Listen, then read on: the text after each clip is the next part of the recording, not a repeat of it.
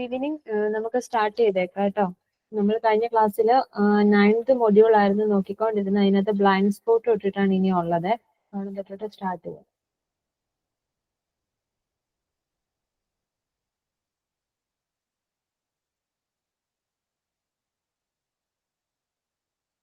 അപ്പം blind spot എന്ന് പറഞ്ഞാൽ എന്തായിരിക്കാം?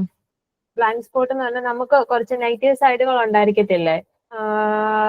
നമുക്ക് എന്താ നമ്മുടെ ക്വാളിറ്റീസിനകത്ത് ചിലപ്പോൾ കുറച്ച് എന്താ നെഗറ്റീവ് സൈഡുകൾ വരാനുള്ള സാധ്യതയുണ്ട്.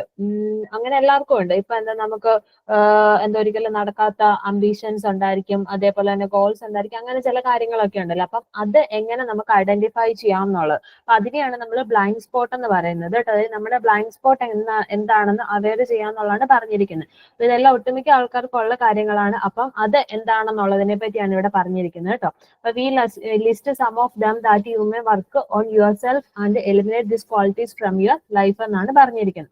അപ്പൊ എന്തൊക്കെയാ ഇവിടെ പറഞ്ഞിരിക്കുന്നത് നോക്കിയേ. ബ്ലൈൻഡ് അംബീഷൻ ഉണ്ട്, പിന്നെ എന്താണ് സെറ്റിംഗ് അൺറിയലിസ്റ്റിക് ഗോൾസ്, പിന്നെ കമ്പൽസീവ്ലി വർക്കിംഗ് ഉണ്ട്, പുഷിംഗ് അതേഴ്സ് ഉണ്ട്, ബിക്കമിങ് പവർ ഹംഗ്രി ഉണ്ട്, ഗ്രേറ്റ് നീഡ് ഫോർ റെക്കഗ്നിഷൻ ഉണ്ട്. അപ്പൊ ഇതൊക്കെയാണ് എന്തായിട്ട് പറഞ്ഞിരിക്കുന്നത്, നമ്മുടെ ബ്ലൈൻഡ് സ്പോട്ട് ആയിട്ട് നമ്മൾ പറഞ്ഞിരിക്കുന്നത്.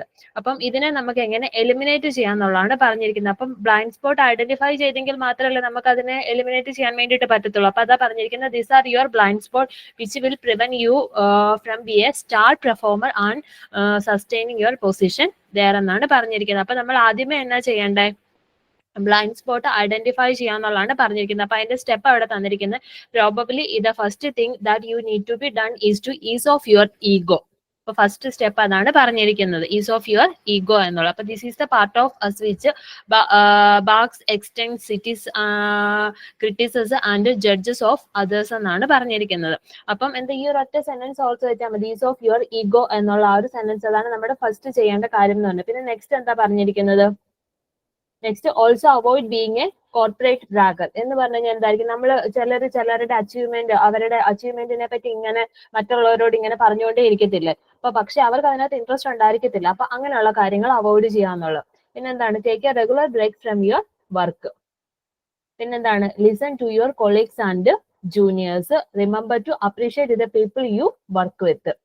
അപ്പം ഇതൊക്കെയാണ് എന്തിനു വേണ്ടിയിട്ട് നമ്മൾ ശ്രദ്ധിക്കേണ്ടത്. അതായത് നമ്മൾ നല്ലൊരു ബ്ലൈൻഡ് സ്പോട്ട് റിമൂവ് ചെയ്ത് നമ്മളൊരു സ്റ്റാർ പെർഫോമർ ആവാനാണ് നമ്മൾ ശ്രമിക്കുന്നത് എന്നുണ്ടെങ്കിൽ നമ്മൾ ശ്രദ്ധിക്കേണ്ട കാര്യങ്ങളാണ് ഈ പറഞ്ഞിരിക്കുന്നത്. ആദ്യം എന്താണ്, ഈസ് ഓഫ് യുവർ ഈഗോ ഉണ്ട്, പിന്നെ എന്താണ് to avoid being a corporate bragger, പിന്നെ എന്താണ് take regular break from your work, listen to your colleagues and juniors. അതായത് നമ്മളിപ്പോ ഏതാ ഒരു ഇൻഡസ്ട്രിയിൽ ചെന്ന് കഴിയുമ്പോൾ, ഒരു ഓർഗനൈസേഷനിൽ ചെന്ന് കഴിയുമ്പോഴേക്കും അവിടെ പല പൊസിഷനിലുള്ള ആൾക്കാരല്ലേ, സീനിയേഴ്സ് ജൂനിയേഴ്സ് അങ്ങനെയൊക്കെ പറഞ്ഞിട്ടുണ്ടല്ലോ. അപ്പം ചിലരാണെന്നുണ്ടെങ്കിൽ എന്താണ് ജൂനിയേഴ്സിനെ ഒന്നും വകവെക്കാത്ത ആൾക്കാരുണ്ടായിരിക്കും.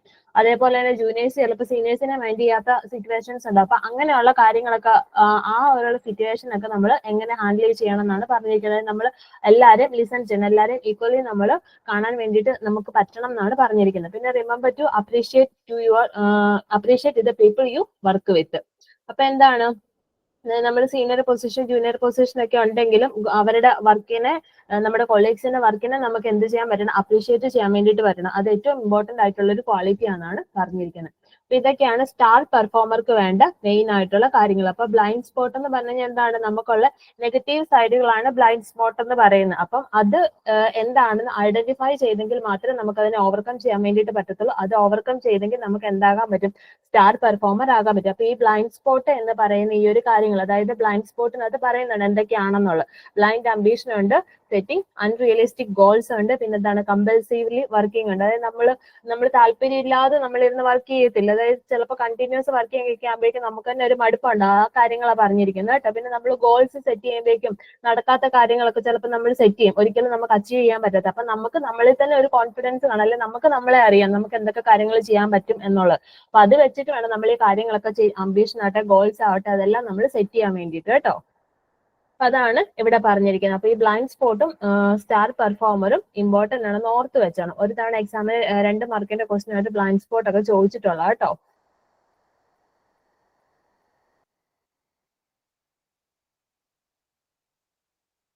പിന്നെ ബിൽഡിംഗ് യുവർ സെൽഫ് കോൺഫിഡൻസ് എങ്ങനെയാണെന്നുള്ളതിനെ പറ്റിയാണ് നെക്സ്റ്റ് പറഞ്ഞിരിക്കുന്നത്. അപ്പൊ ആദ്യമേ നമ്മൾ എന്താ ചെയ്യേണ്ടത്? Believe in your self and have dreams. പിന്നെന്താണ്? Figure out your good qualities and strive for excellence in them and strive constantly in act of self discipline.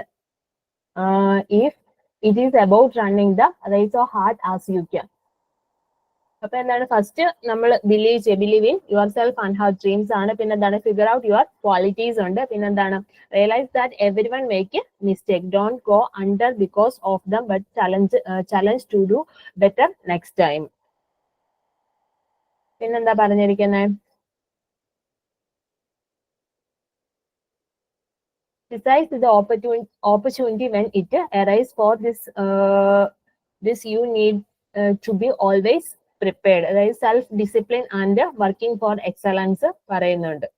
പിന്നെന്താണ്? Stay grounded no matter what level of success to achieve, continue being compassionate and willing to listen and your colleagues. പിന്നെ in every situation no matter how banal and ordinary it is to give your best to it. പിന്നെ eventually how to fun and enjoy whatever you are doing. ഇതൊക്കെയാണ് എന്തിനകത്ത് പറഞ്ഞിരിക്കുന്നത്? Self കോൺഫിഡൻസിനകത്ത് പറഞ്ഞിരിക്കുന്നത്. അപ്പൊ first നമുക്ക് നമ്മളിൽ തന്നെ എന്തുണ്ടാവും? ഒരു വിശ്വാസം ഉണ്ടാവുക എന്നുള്ളതാണ്. പിന്നെ നമ്മുടെ ഗുഡ് ക്വാളിറ്റീസിനെ നമ്മൾ എന്ത് ചെയ്യാം? ഫിഗർ ഔട്ട് ചെയ്യുക. പിന്നെ realise that everyone make A mistake. അപ്പം മിസ്റ്റേക്കുകൾ എല്ലാവർക്കും ഉണ്ടാവും. പക്ഷെ നമ്മൾ അതിലൂടെ മുന്നോട്ട് പോകാതെ അത് കണ്ട് മനസ്സിലാക്കി നമ്മൾ തിരുത്തി മുൻപോട്ട് പോവാന്നുള്ളത്.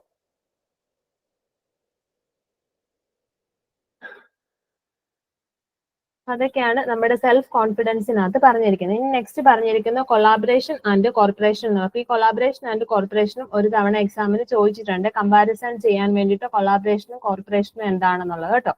അപ്പം ആദ്യമേ കൊളാബറേഷൻ എന്താണെന്ന് പറയാം. അപ്പൊ കൊളാബറേഷൻ എന്ന് പറഞ്ഞു കഴിഞ്ഞാൽ collaboration is the process of working together with to achieve a common goal or objective ആണ് പറഞ്ഞിരിക്കുന്നത്. അപ്പൊ എന്താണ് വർക്കിംഗ് ടുഗദർ വിത്ത്? അതായത് ഒരു കോമൺ ഗോൾ അല്ലെ ഒബ്ജക്റ്റീവ് അച്ചീവ് ചെയ്യാൻ വേണ്ടി നമ്മൾ എങ്ങനെ വർക്കിംഗ് ടുഗദർ, അതിനാണ് നമ്മൾ എന്തെന്ന് പറയുന്നത്? കൊളാബറേഷൻ എന്ന് നമ്മൾ പറയുന്നത്. അപ്പൊ കോർപ്പറേഷൻ എന്ന് പറഞ്ഞു കഴിഞ്ഞാൽ എന്തായിരിക്കും? ഇത് കണ്ടോ? Corporation is the act of working together to achieve a common goal or objective often with a focus of mutual benefit. അപ്പൊ അവിടെ എന്തും കൂടെ വരുന്നുണ്ട്? ഒരു മ്യൂച്വൽ ബെനിഫിറ്റും കൂടെ അവിടെ വരുന്നുണ്ട്. അതാണ് കോർപ്പറേഷൻ എന്ന് പറയുന്നത്. ഓക്കെ, അപ്പൊ അതാണ് തമ്മിലുള്ള ഡിഫറൻസ്. അപ്പൊ ഇതൊന്ന് ഓർത്ത് വെച്ചോണം. മിക്ക എക്സാമിന് റിപ്പീറ്റഡ് ആയിട്ട് വന്നിട്ടുള്ള ഒരു ക്വസ്റ്റ്യൻ ആണ് കോർപ്പറേഷൻ ആൻഡ് കൊളാബറേഷൻ എന്ന് പറയുന്നത് കേട്ടോ. ഓക്കെ, അപ്പൊ അതിനകത്ത് ബാക്കിയും കൂടെ നമുക്ക് നോക്കാം. കോർപ്പറേഷനകത്ത് കുറച്ച് പോയിന്റ്സും കൂടെ വരുന്നുണ്ട്. ഓക്കെ, കൊളാബറേഷൻ എന്ന് പറഞ്ഞാൽ നമ്മൾ ഡെഫിനേഷൻ കണ്ടു. Collaboration is a process of working together with others to achieve a common goal. അതിന്റെ കീ എലമെന്റ്സ് പറഞ്ഞിരിക്കുന്നുണ്ട്. ഷെയർഡ് ഗോൾ ആൻഡ് ഒബ്ജക്റ്റീവ്സ് ഉണ്ട്, മ്യൂച്വൽ റെസ്പെക്ട് ആൻഡ് ട്രസ്റ്റ് ഉണ്ട്, ഓപ്പൺ കമ്മ്യൂണിക്കേഷൻ ആയിരിക്കും, ആക്റ്റീവ് ലിസണിങ് ആയിരിക്കും, ഷെയർഡ് റെസ്പോൺസിബിലിറ്റി, പിന്നെ collective decision making ആയിരിക്കും. അപ്പൊ അതിനകത്ത് തന്നെ ഡിഫറെന്റ് ടൈപ്സ് നമുക്ക് വരുന്നുണ്ട്. കൊളാബറേഷൻ എന്ന് പറയുന്നത് ടീം കൊളാബറേഷൻ, ക്രോസ് ഫംഗ്ഷണൽ ഉണ്ട്, ഇന്റർ ഓർഗനൈസേഷണൽ വരുന്നുണ്ട്, വിഷ്വൽ കൊളാബറേഷൻ ഉണ്ട്, കമ്മ്യൂണിറ്റി കൊളാബറേഷൻ. അപ്പൊ നിങ്ങൾ ആ ഡെഫിനേഷൻ ഓർത്ത് വെക്കുക. പിന്നെ അതിന്റെ ബെനിഫിറ്റ്, ഈ ഒരു ബെനിഫിറ്റ് എന്തൊക്കെയാണെന്നുള്ളത് ഒന്ന് ഓർത്ത് വെച്ചാണ് കേട്ടോ. ബെനിഫിറ്റ് എന്തൊക്കെയാണ്? പ്രൊഡക്ടിവിറ്റി ഇംപ്രൂവ് ചെയ്യുക, ക്രിയേറ്റിവിറ്റി ഇംപ്രൂവ് ചെയ്യുക, ബെറ്റർ ഡിസിഷൻ മേക്കിംഗ് ആയിരിക്കും, പിന്നെ എന്താണ്? ഇൻക്രീസ്ഡ് ഇന്നോവേഷൻ ആയിരിക്കും, സ്ട്രോങ്ങർ റിലേഷൻഷിപ്പ് ആയിരിക്കും, ഇംപ്രൂവ്ഡ് കസ്റ്റമർ സാറ്റിസ്ഫാക്ഷൻ ഒക്കെ ആയിരിക്കും അതിന്റെ മെയിൻ ആയിട്ടുള്ള ബെനിഫിറ്റ് ആയിട്ട് പറഞ്ഞിരിക്കുന്നത്. പിന്നെ അതിന്റെ കോർപ്പറേഷന്റെ ഡെഫിനേഷൻ എന്താ പറഞ്ഞിരിക്കുന്നത്? Corporation is the act of working together to achieve a common goal or objective often with a focus of mutual benefit എന്നാണ് പറഞ്ഞിരിക്കുന്നത്. അപ്പം അതിന്റെ മെയിൻ ആയിട്ടുള്ള ടൈപ്പ് എന്ന് പറയുന്നത് ഫോർമൽ, അതേപോലെ തന്നെ ഇൻഫോർമൽ, പിന്നെ എന്താണ് സ്ട്രാറ്റജിക്, ഓപ്പറേഷണൽ, കോർപ്പറേഷൻ എന്നൊക്കെ പറഞ്ഞ ഡിഫറെന്റ് ടൈപ്സ് വരുന്നുണ്ട്. അതിന്റെ ബെനിഫിറ്റ് എന്ത് തന്നെയാണ്? ഇൻക്രീസ്ഡ് എഫിഷ്യൻസി ഉണ്ട്, കോസ്റ്റ് റെഡ്യൂസ് ചെയ്യാൻ വേണ്ടിയിട്ട് പറ്റും, improved quality, enhanced reputation, increased competitiveness, പിന്നെ ബെറ്റർ റിസ്ക് മാനേജ്മെന്റ് ഒക്കെയാണ് ഇതിന്റെ മെയിൻ ആയിട്ടുള്ള ബെനിഫിറ്റ് ആയിട്ട് നമ്മൾ പറയുന്നത്. അപ്പൊ പിന്നെ ഇതിന്റെ താഴെ ഇതുണ്ട്, ഡിഫറൻസസ് തന്നിട്ടുണ്ട് രണ്ടിന്റെയും കൂടെ. അതായത് കൊളാബറേഷൻ എന്ന് പറയുന്നത് ഫോക്കസ് ഓൺ ഷെയർഡ് ഗോൾസ് ആയിരിക്കും, വൈൽ കോർപ്പറേറ്റ് എന്ന് പറയുന്നത് എന്തിലാണ് ഫോക്കസ് ചെയ്തിരിക്കുന്നത്? മ്യൂച്വൽ ബെനിഫിറ്റ് ആയിരിക്കും അവർ ഫോക്കസ് ചെയ്തിരിക്കുന്നത്. പിന്നെന്താണ്? Collaboration require more intense interaction and shared decision making, while cooperation can involve less intense interaction. Okay, പിന്നെന്താണ്? കൊളാബറേഷൻ എന്ന് പറഞ്ഞു കഴിഞ്ഞാൽ often involve more formal agreements, while cooperation can be informal ആയിരിക്കും. അപ്പം ആ 3 പോയിന്റ്സും കൂടെ, അതായത് ഇത് രണ്ട് തമ്മിലുള്ള മെയിൻ ആയിട്ടുള്ള ഡിഫറൻസുകളാണ് പറഞ്ഞത്. ഈ 3 പോയിന്റ്സും ഇമ്പോർട്ടന്റ് ആണ്, അതും ഒന്ന് നോട്ട് ചെയ്താണ്. അതായത് collaboration focus on shared goals ആയിരിക്കും. കോർപ്പറേഷൻ എന്ന് പറയുന്നത് എന്തായിരിക്കും? മ്യൂച്വൽ ബെനിഫിറ്റ് ആയിരിക്കും വരുന്നത്. Collaboration require more intense interaction and share decision making, while corporation can involve less intense interaction ആയിരിക്കും. Collaboration often involve more formal agreements ആയിരിക്കും, while corporation can be informal. അപ്പം ഈ ഒരു പോയിന്റും പിന്നെ അതിന്റെ എന്താണ് ബെനിഫിറ്റുകളും പിന്നെ ഡെഫിനിഷനും, ഇത്രയും കാര്യം ഒന്ന് നോട്ട് ചെയ്താണ് കേട്ടോ.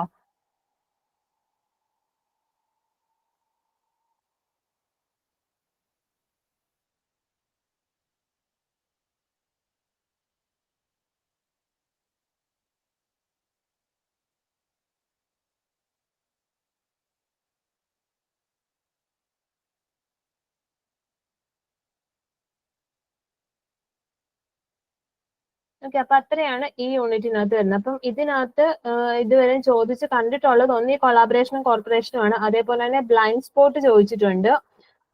പിന്നെ പിന്നെന്തായിരുന്നു ഇതിനകത്ത് ഉണ്ടായിരുന്നത്?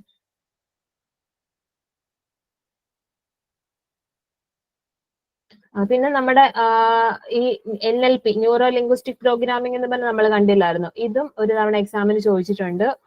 പിന്നെ അതേപോലെ തന്നെ വർക്ക് പ്ലേസിൽ നമ്മൾ എങ്ങനെ ആയിരിക്കണം എന്നുള്ളത്, അതിനെപ്പറ്റിയും ചോദിച്ചിട്ടുണ്ട് കേട്ടോ. അതായത് നമ്മുടെ സ്റ്റാർ പെർഫോമറിന്റെ ക്വാളിറ്റീസും പിന്നെ നമ്മുടെ വർക്ക് ലൈഫ് എങ്ങനെയാണെന്നുള്ളത്, അതായത് വാട്ട് ഈസ് എംപ്ലോയീസ് വാണ്ട് എന്നുള്ള ഈ ഒരു കാര്യം, ഇതും ചോദിച്ച് കണ്ടിട്ടുള്ള ക്വസ്റ്റ്യൻ കേട്ടോ. അപ്പൊ അത്രയാണ് നമ്മുടെ 9th യൂണിറ്റിൽ പറഞ്ഞിരിക്കുന്നത്. ഇനി അടുത്തത് യൂണിറ്റ് 10. യൂണിറ്റ് 10 എന്ന് പറഞ്ഞു കഴിഞ്ഞാൽ നമ്മുടെ എത്തിക്സ്, അതിനെപ്പറ്റിയാണ് പറഞ്ഞിരിക്കുന്നത്. മിസ് സ്ക്രീൻ ഷെയർ ചെയ്യാമോ?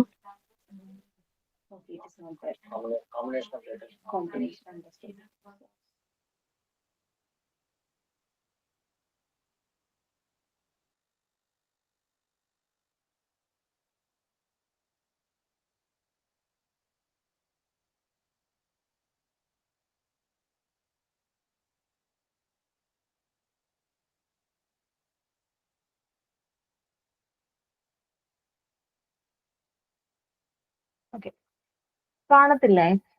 സോറി, ഞാൻ അറിഞ്ഞില്ലായിരുന്നു കേട്ടോ, അതാ. ഇപ്പൊ കാണാം മിസ്.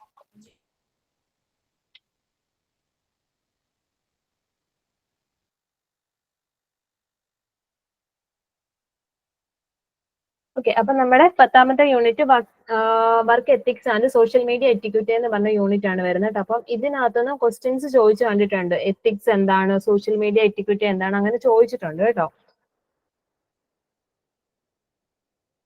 അപ്പൊ ഇതാണ്ട് ഇൻട്രൊഡക്ഷൻ പാർട്ടിൽ എത്തിക്സ് പറയുന്നുണ്ട്. എത്തിക്സ് എന്ന് പറഞ്ഞു കഴിഞ്ഞാൽ എന്തായിരിക്കും?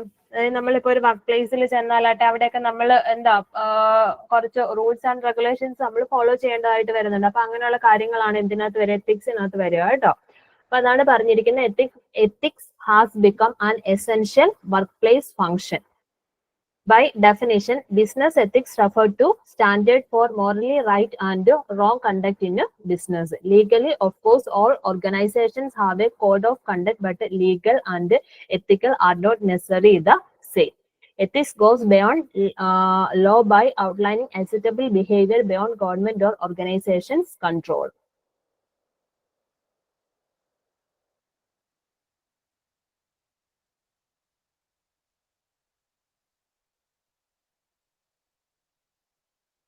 പിന്നെ എത്തിക്സ് അറ്റ് വർക്ക് പ്ലേസിനെ പറ്റിയാണ് ഇവിടെ പറഞ്ഞിരിക്കുന്നത്. അപ്പൊ simple definition of ethic would be a set of moral principles. ഇത് word derive from the Greek concept ethos എന്ന് പറയുന്ന ഒരു കൺസെപ്റ്റിൽ നിന്നാണ് ഈ ഒരു വേർഡ് ഡിറൈവ് ചെയ്തിരിക്കുന്നത്. അപ്പൊ അതിന്റെ മീനിങ് എന്നാന്ന് പറയുന്നുണ്ട്. ഇത് characteristic spirit or attitude of a community, people or system. Work ethics would thus mean morality at work എന്നാണ് വർക്ക് എത്തിക്സിനെ പറ്റി നമ്മൾ പറയുന്നത്.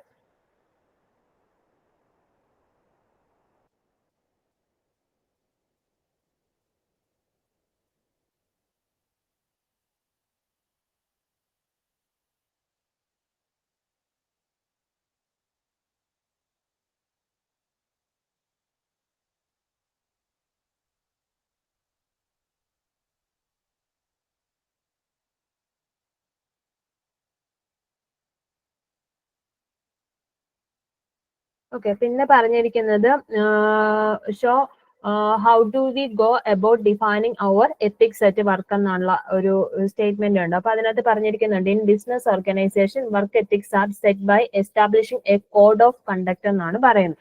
A code of conduct is A written collection of rules, principles, values, behaviour, expectations and interpersonal relations that an organization believes in as being fundamental to successful operation.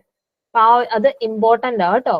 അതായത് എന്തിനെ പറ്റി ഇവിടെ പറഞ്ഞിരിക്കുന്നത്, ഈ വർക്ക് എല്ലാ ബിസിനസ് ഓർഗനൈസേഷനിലും അവർ ഒരു എത്തിക്സ് ഡെവലപ്പ് ചെയ്ത് വെച്ചിട്ടില്ലേ, അതായത് കുറച്ച് റൂൾസ് ആൻഡ് റെഗുലേഷൻസ് അവർ ഫോളോ ചെയ്യുന്നുണ്ട്. അതെന്തായിരിക്കും, അതൊരു റിട്ടേൺ കോഡ് ഓഫ് കണ്ടക്ട്, അതായത് work ethics are set by establishing a code of conduct എന്നാണ് പറഞ്ഞിരിക്കുന്നത്. അപ്പൊ ഈ കോഡ് ഓഫ് കണ്ടക്ട് എന്ന് പറഞ്ഞു കഴിഞ്ഞാൽ എന്താണെന്നാ പറഞ്ഞിരിക്കുന്നത്, റിട്ടേൺ കളക്ഷൻ ഓഫ് എന്തൊക്കെയായിരിക്കും, റൂൾസ് ഉണ്ടായിരിക്കും, പ്രിൻസിപ്പിൾസ് ഉണ്ടായിരിക്കും, വാല്യൂസ് ഉണ്ടായിരിക്കും, ബിഹേവിയർ എക്സ്പെക്ടേഷൻസ് ഉണ്ടായിരിക്കും, and interpersonal relations that an organisation believes in being fundamental to the successful operation.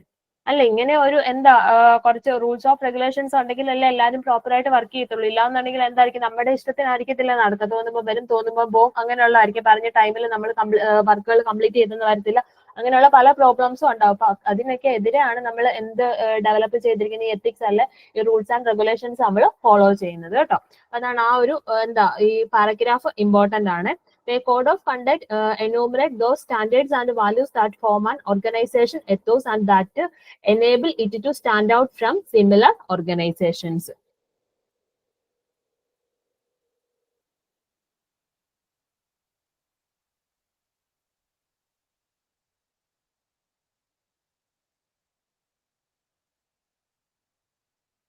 പിന്നെ പറഞ്ഞിരിക്കുന്നത്, the code of conduct serves as a framework for ethical decision making within an organization. It serves as a communication tool that informs internal and external stakeholders about what is valued by the organization and its employees. അപ്പൊ അത് എന്തും provide ചെയ്യുന്നുണ്ട്. It serves as a communication tool that informs internal and external stakeholders about what is valued by the organization and its employees. It is in essence, it is the heart and soul of a company. It is a mirror of the organization beliefs and how its employees view themselves and their relationship with each other and the rest of the world. The code of conduct paints a picture of how employees, customers, partners, and other stakeholders can expect to be treated as a result.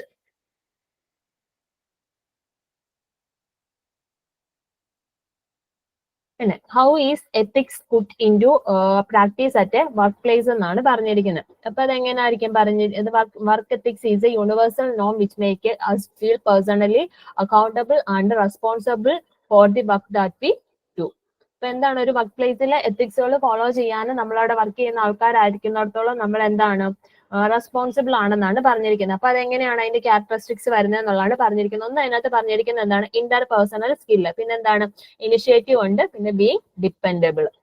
Inter personal സ്കിൽസിനകത്ത് എന്തൊക്കെ കാര്യങ്ങളാണ് വരുന്നത്, include our habit, attitude, manor, appearance and behaviour which inform our dealings with the other people. This affects how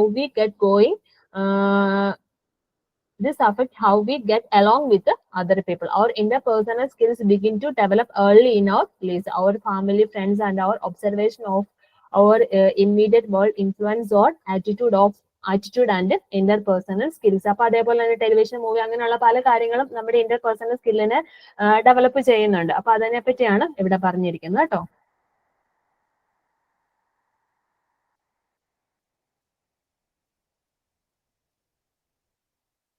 അപ്പൊ last paragraph നോക്കി, as adult we have the responsibility of improving our own interpersonal skills because this greatly influence our opportunities and success.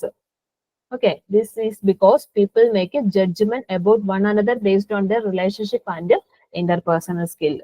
Okay, next പറഞ്ഞിരിക്കുന്നത് എന്താണ്, initiative ആണ് അടുത്ത point പറഞ്ഞിരിക്കുന്നത്. അപ്പൊ initiative എന്ന് പറഞ്ഞു കഴിഞ്ഞാൽ എന്താണ്, ഏറ്റവും ഇമ്പോർട്ടന്റ് ആയിട്ടുള്ള ഒരു ക്യാരക്ടറിസ്റ്റിക്സ് ആണ്. അപ്പൊ എന്താ, മോഡേൺ വർക്ക് പ്ലേസിലൊക്കെ എന്താ ഇത് ഏറ്റവും നോട്ടീസ് ചെയ്യുന്ന ഒരു കാര്യമാണ്. അപ്പൊ അതാണ് direct supervision is often not a feature the modern workplace. Without initiative we may delay things and miss opportunities which can be which can cause problems for us.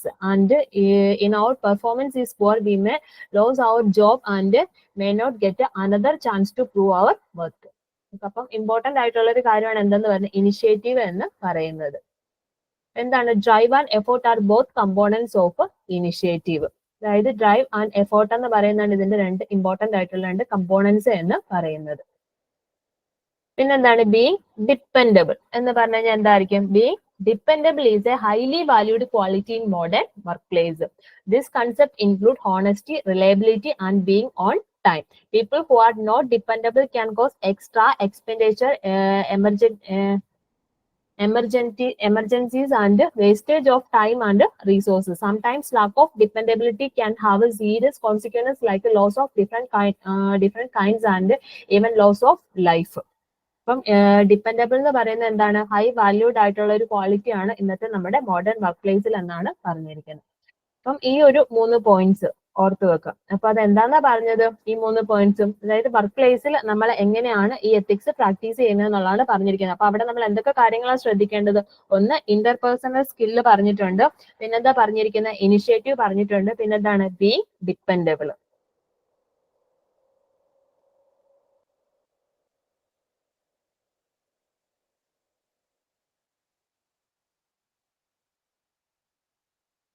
പിന്നെ next topic എന്ന് പറയുന്നത് ethics and etiquette on social media.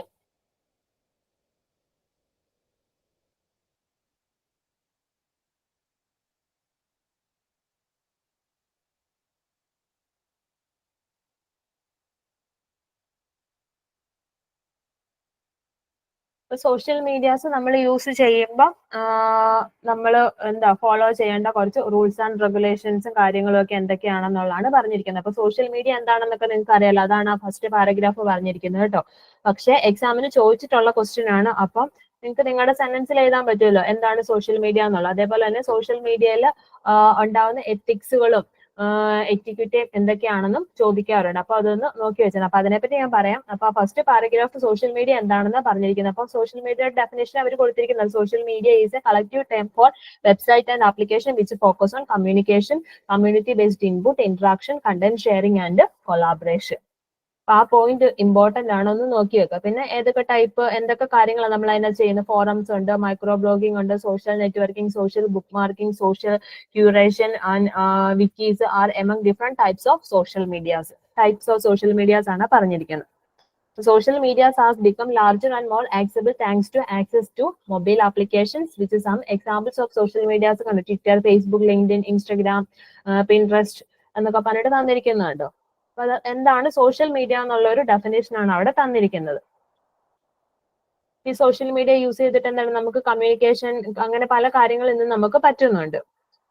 അതേപോലെ തന്നെ business ഫീൽഡിലാണെങ്കിലും ഒക്കെ നമ്മൾ use ചെയ്യുന്നുണ്ട്. പിന്നെ രണ്ട് ടൈപ്പ് ഓഫ് സോഷ്യൽ മീഡിയാസ് എന്ന് പറഞ്ഞിട്ട് നമ്മൾ പോപ്പുലർ ആയിട്ട് യൂസ് ചെയ്യുന്ന സോഷ്യൽ മീഡിയാസിനെ പറ്റി തന്നിട്ടുണ്ട് എന്തൊക്കെയാണെന്നുള്ളത്. ഫേസ്ബുക്ക് എന്ത് പ്രൊവൈഡ് ചെയ്യുന്നു, ട്വിറ്റർ എന്ത് തരുന്നു, വിക്കിപീഡിയ എന്ത് പ്രൊവൈഡ് ചെയ്യുന്നു, ലിങ്ക്ഡിൻ എന്താണ്, റെഡിറ്റ് എന്താണ്, അങ്ങനെ പിൻട്രസ്റ്റ് എന്താണ്, അതൊക്കെ എന്താണെന്ന് ഇവര് പറഞ്ഞിട്ടുണ്ട്. അപ്പൊ ഇതൊക്കെ ഒന്ന് ഓർത്ത്, ഇതെല്ലാം നിങ്ങൾക്ക് ഫെമിലിയർ ആയിട്ടുള്ള കാര്യങ്ങൾ തന്നെയല്ലേ.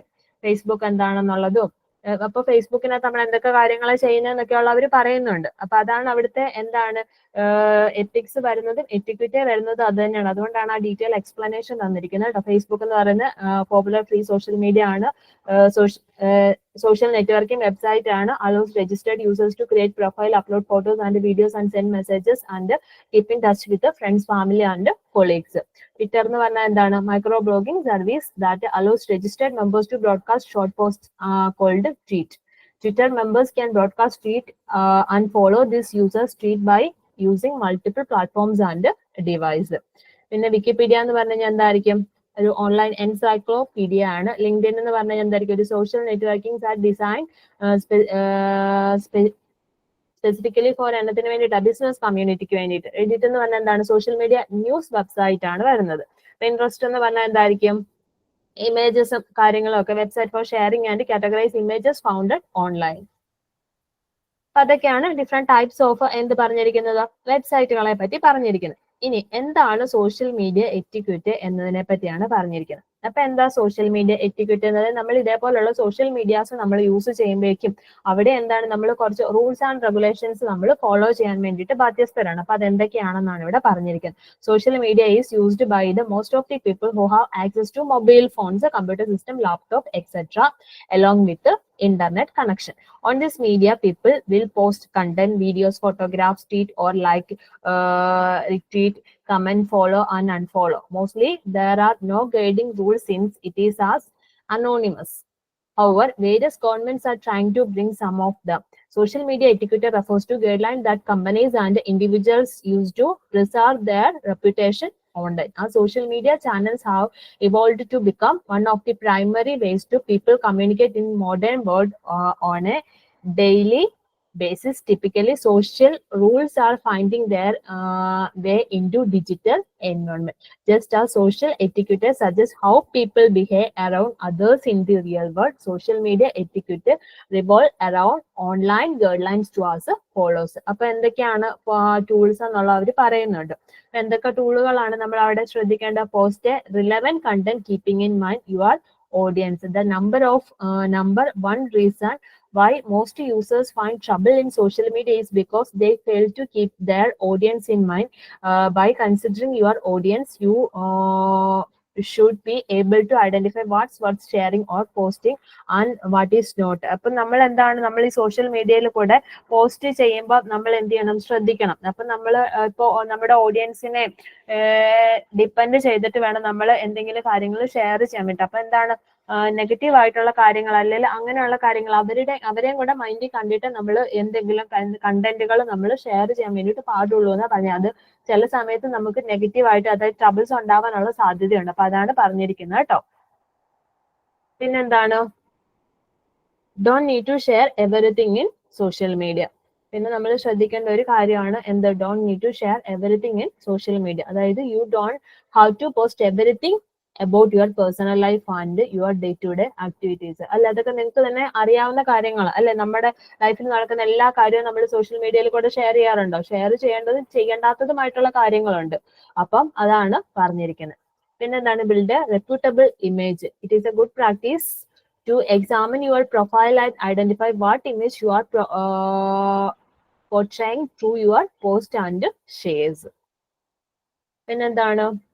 Don't be overly promotional. Try not to message all your customers asking them to buy your product and avoiding share constant advertisement on your page. അപ്പൊ നിങ്ങൾ സോഷ്യൽ മീഡിയാസ് ഒക്കെ കാണുന്നവർ അപ്പൊ എപ്പോഴും അഡ്വർടൈസ്മെന്റ് കാര്യങ്ങളൊക്കെ നമ്മൾ കാണാറുണ്ടല്ലോ മിക്ക ഇതേപോലെ സോഷ്യൽ മീഡിയ സൈറ്റുകൾ. അപ്പൊ അങ്ങനെയുള്ള ഒത്തിരി വരുന്ന ആവശ്യമില്ലാത്ത കാര്യങ്ങൾ, അങ്ങനെയുള്ള ഓവർലേ പ്രൊമോഷൻസ് നമ്മൾ അവോയ്ഡ് ചെയ്യാനാണ് പറഞ്ഞിരിക്കുന്നത്.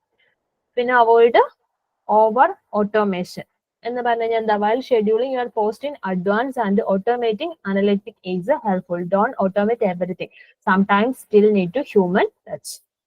പിന്നെന്താണ്? Handle your hashtags carefully. ഹാഷ്ടാഗുകൾ നമ്മൾ ഇടാറുണ്ടല്ലോ, അപ്പൊ അത് കെയർഫുള്ളി ചെയ്യണം എന്നാണ് പറഞ്ഞിരിക്കുന്നത്. അതായത് avoid using too many hashtag at once. Instagram, for even on Instagram where you can post 30 hashtag in a single caption, it is important not to overdo it. Pinendana, don't bad mouth your competition. Don't be pretty saying negative things about your competitors online will harm your reputation more than it hurts theirs. Pinendana, be authentic and genuine. Pin a different account for business or personal use. Social നമുക്ക് എന്താണ് ഇതേപോലെയുള്ള എന്റർടൈൻമെന്റിന് വേണ്ടിയിട്ടും അതേപോലെ തന്നെ അല്ലാതെ നമ്മുടെ personal കാര്യങ്ങൾക്ക് വേണ്ടിയിട്ട് നമ്മൾ ഡിഫറെന്റ് ആയിട്ടുള്ള അക്കൗണ്ടുകൾ കീപ്പ് ചെയ്യണം. അത് രണ്ടും കൂടെ നമ്മൾ ഒരിക്കലും മിക്സ് ചെയ്യാൻ വേണ്ടിയിട്ട് പാടില്ല. Don't force to be friends. അതായത് don't approach strangers and ask them to be friends with you. അങ്ങനെ നമ്മൾ ചെയ്യരുത്. സ്ട്രേഞ്ചേഴ്സും ആയിട്ട് എന്താ ഫ്രണ്ട്ഷിപ്പ് നമ്മൾ മെയിൻറ്റെയിൻ ചെയ്യാൻ വേണ്ടിയിട്ട് പോകരുത്. Take care of grammar and semantic aspect.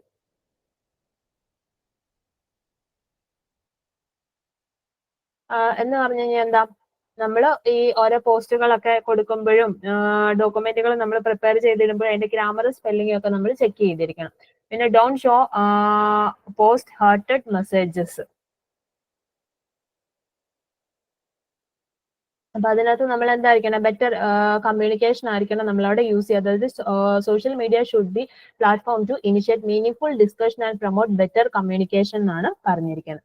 പിന്നെ respect the opinion of others, accept the fact that not everyone has the same opinion as you do. എല്ലാവർക്കും ഇപ്പൊ ഒരേപോലത്തെ ഒപ്പീനിയൻ ആയിരിക്കണം എന്നില്ല. അപ്പൊ ബാക്കിയുള്ളവരുടെ ഒപ്പീനിയൻസിനെ നമ്മൾ എന്ത് ചെയ്യണം, റെസ്പെക്ട് ചെയ്യണം എന്നുള്ളതാണ് പറഞ്ഞിരിക്കുന്നത്. പിന്നെ don't spread or share fake news. പിന്നെ എന്താണ്, say no to cyberbullying. പിന്നെ കോപ്പിറൈറ്റ് ഇഷ്യൂസ്, പിന്നെ വാല്യൂ പ്രൈവസി. ഇതൊക്കെയാണ് എവിടെ നമ്മൾ ഫോളോ ചെയ്യേണ്ട എത്തിക്സ് എന്ന് പറയുന്ന ഒരു സോഷ്യൽ മീഡിയ പ്ലാറ്റ്ഫോമിൽ നമ്മൾ ഫോളോ ചെയ്യേണ്ട എത്തിക്സ് എന്ന് പറയുന്നത്. അപ്പം ഇമ്പോർട്ടന്റ് ആണ്. ഇതിനകത്തുനിന്ന് നിങ്ങളൊരു കുറഞ്ഞത് ഒരു 5 പോയിന്റ് എങ്കിലും നിങ്ങളൊന്ന് ഓർത്ത് വെച്ചാണ്. കാരണം ചോദിക്കും എന്നല്ല ഞാൻ പറയുന്ന, മുന്നേ പ്രീവിയസ് ക്വസ്റ്റ്യൻ പേപ്പർ നോക്കി കഴിഞ്ഞ് കഴിയുമ്പോൾ നമുക്ക് കാണാൻ പറ്റും അത് ഇങ്ങനെ കോൺസ്റ്റന്റ് ആയിട്ട് അങ്ങനെ വന്നിട്ടില്ല. കാരണം കോമൺ ആയിട്ട് വരുന്ന ഞാൻ പറഞ്ഞായിരുന്നു പാസേജുകൾ വന്നിട്ട് അതിനകത്ത് എഴുതാൻ, പിന്നെ ഫില്ലിംഗ് ദ ബ്ലാങ്ക്സ് അങ്ങനെ. അപ്പൊ ആ കൂട്ടത്തില് ഷോർട്ട് എസ്സേ ആയിട്ട് ചോദിക്കാറുണ്ട്. അപ്പൊ നമ്മൾ നമുക്ക് 11 ചാപ്റ്ററുകൾ വരുന്നുണ്ട്. അപ്പൊ അതിനകത്ത് നിന്ന് എവിടെന്നെങ്കിലും ഒക്കെ ആയിരിക്കും വരുന്നത്. അതുകൊണ്ട് ഇന്നത് ഉറപ്പായിട്ടും വരും എന്ന് നമുക്ക് ഒരിക്കലും പറയാൻ പറ്റത്തില്ല കേട്ടോ. ചോദിക്കാൻ സാധ്യത ഉള്ളതിനെ പറ്റിയാണ് ഈ ചോദിക്കും എന്ന് പറയുന്നത് കേട്ടോ.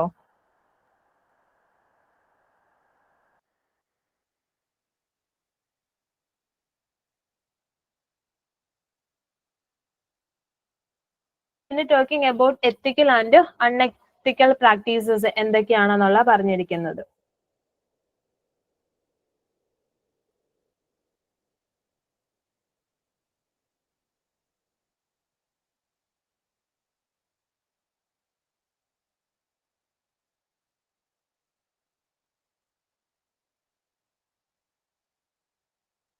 അപ്പൊ എന്തൊക്കെയാ പറഞ്ഞിരിക്കുന്നത്, an employee receive a gift from a company that his organization is negotiating a contract with.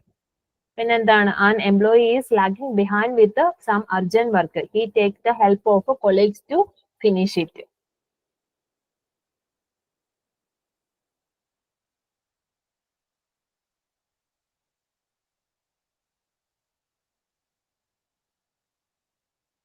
പിന്നെ an employee asked to fellow worker to punch his time card, he is running late. Using an organization toll-free number, copier and office supplies for personal use. പിന്നെ wasting company time, not being honest with co-workers and managers. അതൊക്കെയാണ് എന്തിനകത്ത് വരുന്ന കാര്യങ്ങൾ, unethical പ്രാക്ടീസസിനകത്ത് വരുന്നത്. അപ്പം ഇതൊക്കെയാണ് നമ്മുടെ ഈ ഒരു യൂണിറ്റിൽ പറയുന്നത്. അപ്പം ഇതിനകത്ത് ഇമ്പോർട്ടന്റ് ആയിട്ടുള്ളത് ഞാൻ ആദ്യം പറഞ്ഞ ഒരു കാര്യം, അതായത് ആദ്യം നമ്മൾ എന്താ പറയുക, എത്തിക്സ് എന്താണെന്ന് നമ്മളൊരു ഡെഫിനിഷൻ കണ്ടു. അതായത് വർക്ക് ഒരു ഓർഗനൈസേഷനിലെ എത്തിക്സിനെ ഇവിടെ ഡിഫൈൻ ചെയ്ത് തന്നിട്ടുണ്ടായിരുന്നു. അപ്പൊ ആ ഡെഫിനിഷനും പിന്നെ അതിനകത്ത് അതിന്റെ ഒരു 3 സ്റ്റെപ്പ് പോലെ പറഞ്ഞിട്ടില്ലായിരുന്നോ? എന്തൊക്കെയായിരുന്നു പറഞ്ഞിരുന്നത്? ഇനിഷ്യേറ്റീവ് ഉണ്ട്, പിന്നെ എന്താണ് ഇന്റർപേഴ്സണൽ സ്കിൽസ് പറഞ്ഞായിരുന്നു, അതേപോലെ തന്നെ കമ്മ്യൂണിക്കേഷൻ, ബീങ് ഡിപ്പെൻഡബിൾ, അങ്ങനെ 3 പോയിന്റ്സ് പറഞ്ഞായിരുന്നു. അപ്പം ആ ഒരു 3 പോയിന്റ്സ് ഒക്കെ, പിന്നെ സോഷ്യൽ മീഡിയ എത്തിക്സ് എന്ന് പറഞ്ഞിട്ട് നമ്മൾ പഠിച്ചില്ലായിരുന്നു അതും. അപ്പം ആ കൂട്ടത്തില് ആ എത്തിക്സിനകത്ത് സോഷ്യൽ മീഡിയയുടെ എത്തിക്സ് പഠിച്ചതിന് മുന്നേ തന്നെ സോഷ്യൽ മീഡിയ എന്താണെന്നുള്ള different types of social media പ്ലാറ്റ്ഫോമും പറഞ്ഞിട്ടുണ്ടായിരുന്നു. അപ്പം അതും കൂടി ഒന്ന് നോക്കിയേക്കാം. അത് എല്ലാവർക്കും അറിയാവുന്ന കാര്യമാണ്, എങ്കിലും അറിയാത്തവരാരെങ്കിലും ഉണ്ടെങ്കിൽ ആ ഒരു സെന്റൻസുകൾ എന്താ എക്സ്പ്ലനേഷൻ ഒക്കെ ഒന്ന് നോക്കി വെക്കണം കേട്ടോ. അത്രയാണ് നമ്മുടെ ഈ 10ാമത്തെ യൂണിറ്റിൽ വരുന്നത്. ഇനി നമ്മുടെ ലാസ്റ്റ് യൂണിറ്റ് ആണ്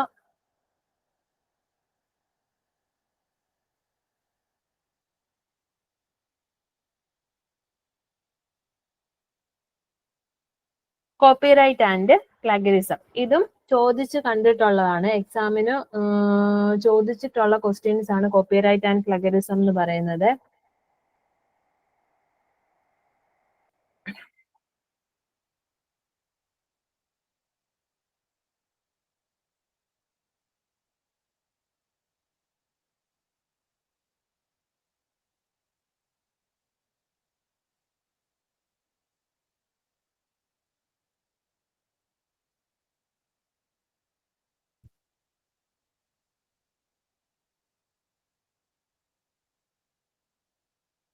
ഓക്കെ, അപ്പൊ നമുക്ക് കോപ്പിറൈറ്റ് നോക്കാം എന്താണെന്നുള്ളത്.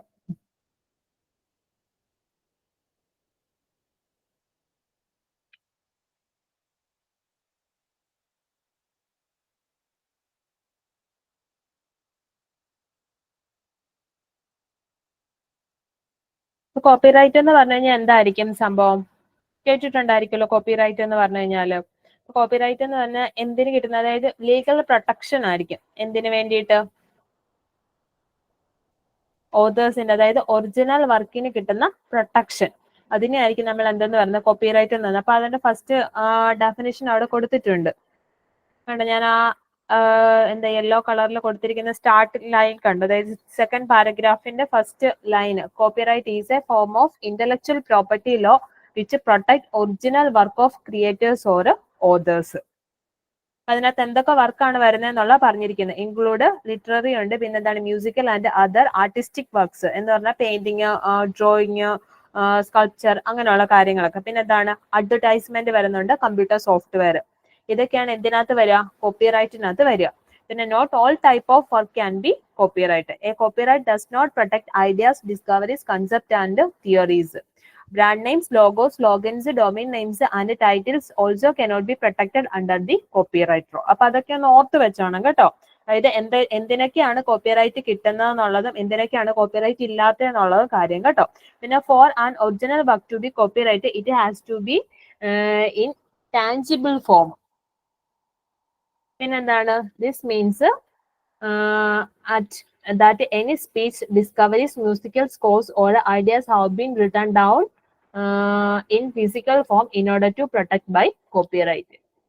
ഓക്കെ, അപ്പൊ അത്രയാണ് കോപ്പിറൈറ്റിനെ പറ്റി പറഞ്ഞത്. അപ്പൊ ആ ഒരു പാരഗ്രാഫ് ഇമ്പോർട്ടന്റ് ആണ്, ഒന്ന് നോക്കി. അതായത് കോപ്പിറൈറ്റ് ചോദിക്കുകയാണെങ്കിൽ നിങ്ങൾക്ക് എഴുതാം. അതിനകത്ത് ഒരുവിധം എല്ലാ പോയിന്റ്സുകളും അവിടെ പറയുന്നുണ്ട്. അപ്പൊ കോപ്പിറൈറ്റ് എന്ന് പറഞ്ഞു കഴിഞ്ഞാൽ എന്താ? Copyright is a form of intellectual property law which protect original work of creators or authors. അപ്പൊ ആ വർക്സിനകത്ത് എന്തൊക്കെയാണ് വരുന്നതെന്നുള്ളതും എന്തിനൊക്കെയാണ് പ്രൊട്ടക്ഷൻ കിട്ടുന്നതെന്നുള്ളത്, എന്തിനൊക്കെയാണ് കോപ്പിറൈറ്റ് ഇല്ലാത്തതെന്നുള്ളതും ഒക്കെ അവിടെ പറയുന്നുണ്ട്.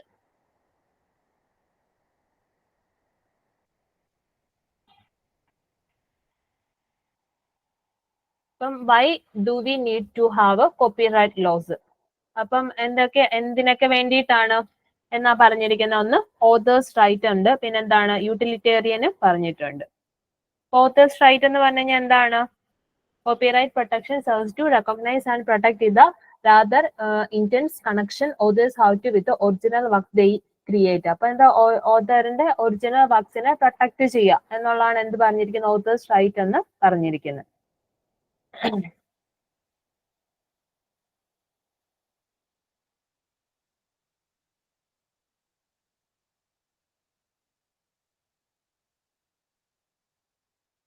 പിന്നെ യൂട്ടിലിറ്റേറിയൻ എന്ന് പറഞ്ഞാൽ എന്താ? Copyright laws provide some kind of inducement to authors or creators with the aim to encourage the creation and publication of new works for the social benefit. Otherwise, many people may not put out their works in society if they got no acknowledgement for it or acquired no monetary benefit from it.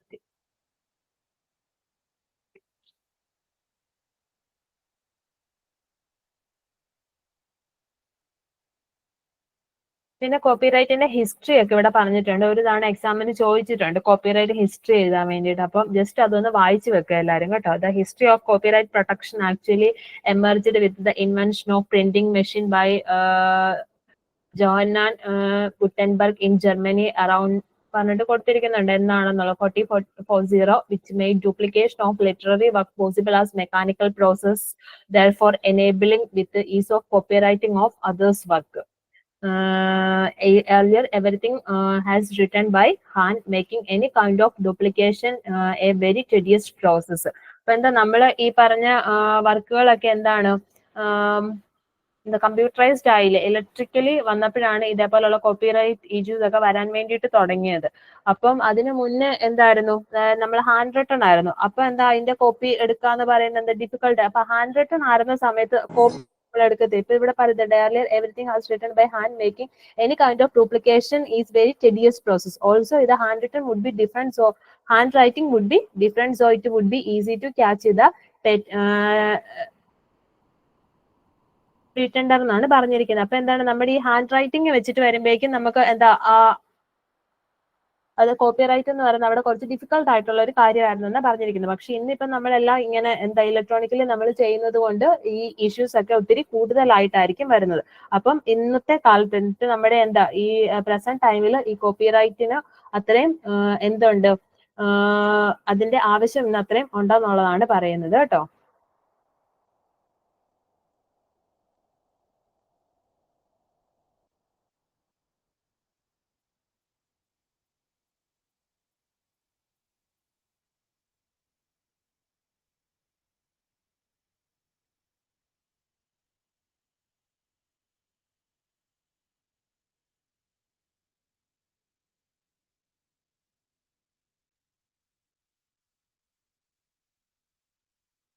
പിന്നെ ഇവിടെ mark ചെയ്തിട്ടിരിക്കുന്ന point നോക്കി. The prime objective of act was to promote learning ഉണ്ട്, to give authors protection against piracy of their creation, since the scope of right granted under the copyright laws have greatly increased. Today, the copyright law goes much beyond books to cover merely and original creative work. അപ്പം ഈ കോപ്പിറൈറ്റിന്റെ main ആയിട്ടുള്ള ഈ copyright ലോയുടെ main objective എന്താണെന്നുള്ളതാണ് പറഞ്ഞിരിക്കുന്നത്. ഒന്ന് എന്താണ് ലേണിംഗിനെ പ്രൊമോട്ട് ചെയ്യാന്നുള്ളത്. പിന്നെ എന്താണ് to give the authors protection against piracy of their creation. ഈ രണ്ട് കാര്യമാണ് എന്തിന്റെ ഒബ്ജക്റ്റീവ് എന്ന് പറയുന്നത്, കോപ്പിറൈറ്റിന്റെ ഒബ്ജക്റ്റീവ് എന്ന് പറയുന്നത്.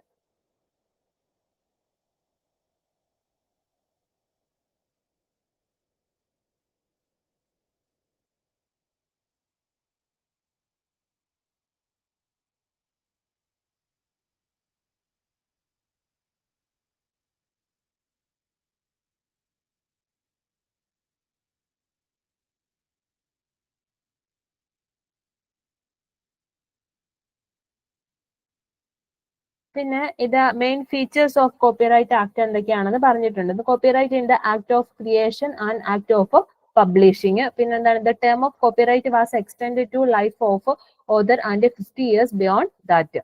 There was no need to prior registry in a register of stationers to receive protection under the act. Unpublished work was no covered under this act. There would be swift remedy in case of infringement. The act was include all forms of art such as literature, painting, music, photography, etc. So copyright എന്ന് പറഞ്ഞാൽ എന്താണെന്ന് പറഞ്ഞിരിക്കുന്നത് in an act of creation and act of publishing ആയിരിക്കും വരുന്നത്. പിന്നെ എന്തായിരിക്കും copyright was extended to the life of author and 50 years beyond that. പിന്നെ register of stationers ആയിരിക്കും. പിന്നെ എന്തായിരിക്കും നമ്മുടെ എന്താ നമ്മൾ പബ്ലിഷ് ചെയ്യുന്ന വർക്കിന് ഒക്കെ എന്ത് തരാണ് പ്രൊട്ടക്ഷൻ തരിക എന്നൊക്കെ ഉള്ളതാണ് ഇതിന്റെ മെയിൻ ആയിട്ടുള്ള ഫീച്ചേഴ്സ് ആയിട്ട് പറഞ്ഞിരിക്കുന്നത്. കോപ്പിറൈറ്റിന്റെ മെയിൻ ആയിട്ടുള്ള ഫീച്ചേഴ്സ് എന്ന് പറയുന്നത്. അതായത് നമുക്ക് ഈ കോപ്പിറൈറ്റിനെ ഒക്കെ പലതായിട്ട് ക്ലാസിഫൈ ചെയ്യുന്നുണ്ട് കേട്ടോ. അതായത് ലിറ്റററി കോപ്പിറൈറ്റ് ഉണ്ട്, പിന്നെ എന്താണ് മ്യൂസിക്കൽ ഉണ്ട്, ആർട്ടിസ്റ്റിക് ഉണ്ട്, ഡ്രാമറ്റിക് ഉണ്ട്, അതേപോലെ തന്നെ സോഫ്റ്റ്വെയർ, അങ്ങനെ പറഞ്ഞിട്ട് പല ക്ലാസിഫിക്കേഷൻ ഒക്കെ കോപ്പിറൈറ്റിനകത്ത് വരുന്നുണ്ട്. അപ്പൊ ലിറ്റററി കോപ്പിറൈറ്റ് എന്ന് പറയുന്നതാണ് നമ്മുടെ ബുക്ക്, ആർട്ടിക്കിൾസ്, അതേപോലെ തന്നെ പോയിട്രി അങ്ങനെയുള്ളതിനൊക്കെ പ്രൊട്ടക്ഷൻ തരുന്നത്. ഇനി മ്യൂസിക്കൽ കോപ്പിറൈറ്റ് എന്ന് പറഞ്ഞു കഴിഞ്ഞാൽ അത് എന്തിനായിരിക്കും പ്രൊട്ടക്ഷൻ തരുന്നത്, അതായത് നമ്മുടെ കോമ്പോസിഷൻസും സൗണ്ട് റെക്കോർഡിങ്സും ഒക്കെ ഇല്ലേ അങ്ങനെയുള്ളതിന് പ്രൊട്ടക്ഷൻ തരുന്നത്. ഇനി ആർട്ടിസ്റ്റിക്ക് വരുമ്പോഴേക്കോ നമ്മുടെ പെയിന്റിങ്, സ്കൾപ്ചർ, ഫോട്ടോഗ്രാഫ്സ് അങ്ങനെയുള്ളതിനൊക്കെ പ്രൊട്ടക്ഷൻ തരുന്നത്. ഇനി ഡ്രാമറ്റിക് ആണെങ്കിലോ അതായത് പ്ലേസ്, ഫിലിംസ്, ടെലിവിഷൻ ഷോസ് ഒക്കെ ഇല്ലേ അതിനുള്ള പ്രൊട്ടക്ഷൻ ആയിരിക്കും. ഇനി സോഫ്റ്റ്വെയർ കോപ്പിറൈറ്റ് എന്തിനായിരിക്കും കമ്പ്യൂട്ടർ പ്രോഗ്രാംസിനും ആപ്ലിക്കേഷൻസിനും ആപ്സിനും ആയിരിക്കും അത് പ്രൊട്ടക്ഷൻ തരുന്നത് കേട്ടോ.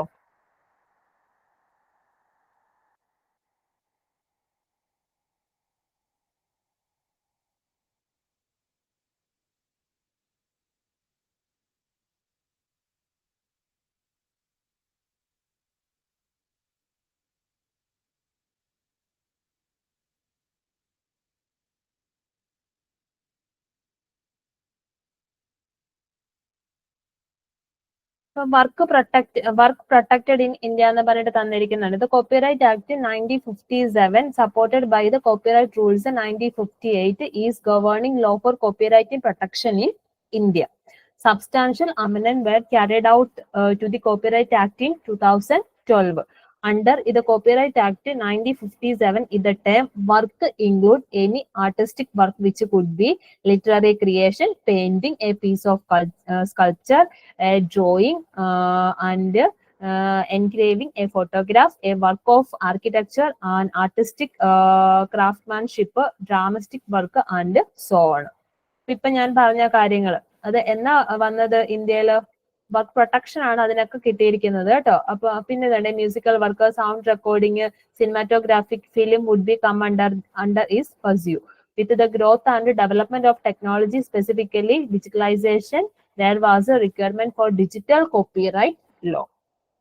അപ്പൊ നമ്മൾ ആദ്യമേ കണ്ട എന്താണ്, ഹാൻഡ് റിട്ടൺ ആയിട്ടുള്ള കാര്യങ്ങൾക്കുള്ള കോപ്പിറൈറ്റ് ആയിരുന്നു. ഇപ്പൊ ഈ ഡിജിറ്റൽ കോപ്പിറൈറ്റ് ലോ എന്ന് പറയുന്നത് എന്താണ്, government of India in 1998 passed digital millennium copyright act which updated copyright laws under the realities of digital technology at present.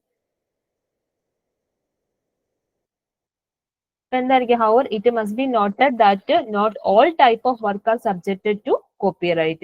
A copyright does not protect ideas, discoveries, concepts, or theories. It also does not protect brand names, logos, slogans, domain names and titles. അപ്പോൾ ഈ copyright എന്ന് പറയുന്നത് നമ്മൾ മുന്നേ പറഞ്ഞതുപോലെ തന്നെ കൺസെപ്റ്റിനോ ഐഡിയാസിനോ തിയറീസിനോ ഒന്നും protection തരുന്നില്ല. അതേപോലെ തന്നെ ബ്രാൻഡ് നെയിംസ് ഒക്കെ ഇല്ല, ലോഗോസോ സ്ലോഗൻസ് അങ്ങനെയുള്ളതിനൊന്നും ഒന്നും പ്രൊട്ടക്ഷൻ ഇല്ല. And original work to be copyright it was to be tangible form. This means any speech, discoveries, musical scores, or ideas that can be written down in physical form in order to be protected by the copyright. Okay. പിന്നെ copyright versus trade mark and patent പറഞ്ഞിരിക്കുന്നത്. അപ്പൊ there are other laws such as trademark and patent which offer different forms of protection for intellectual property. അപ്പൊ നമ്മൾ പറഞ്ഞു എന്തിനാണ് copyright ഉള്ളതെന്ന് നമ്മൾ പറഞ്ഞു.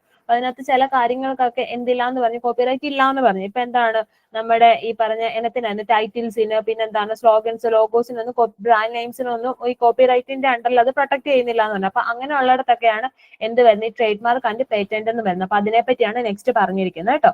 Trade mark law protect materials കണ്ടോ, which include words, phrases or symbols such as logos, slogans and brand names, which copyright laws do not cover. Patent cover inventions for limited period of time. Patent materials include products such as industrial process machines and so on. അപ്പം പേറ്റന്റും അതേപോലെ തന്നെ trade മാർക്കും എന്താണെന്നുള്ളതാണ് പറഞ്ഞിരിക്കുന്നത്. അപ്പൊ copyright, trade mark, patent, അപ്പൊ അതൊക്കെ എന്താ സംഭവങ്ങൾ, അതായത് എന്താ ലോസ് പ്രൊട്ടക്ഷൻ തരുവാണ്. ഒന്ന് കോപ്പിറൈറ്റ് പറയുമ്പോൾ നമ്മുടെ എന്താ റൈറ്റിംഗ്സിനും, ട്രേഡ് മാർക്സ് എന്നൊക്കെ പറയുമ്പോഴേക്കും എന്തായിരിക്കും, മെറ്റീരിയൽസിനായിരിക്കും. പേറ്റന്റ് എന്ന് പറഞ്ഞാലും അതേപോലെ മെഷീൻസ്, ഇൻഡസ്ട്രിയൽ പ്രോസസ്സിനും ഒക്കെ ആയിരിക്കും കിട്ടുന്നത്. ഓക്കെ, അപ്പൊ അത് ഇമ്പോർട്ടന്റ് ഒന്ന് നോക്കി വെക്കുക കേട്ടോ.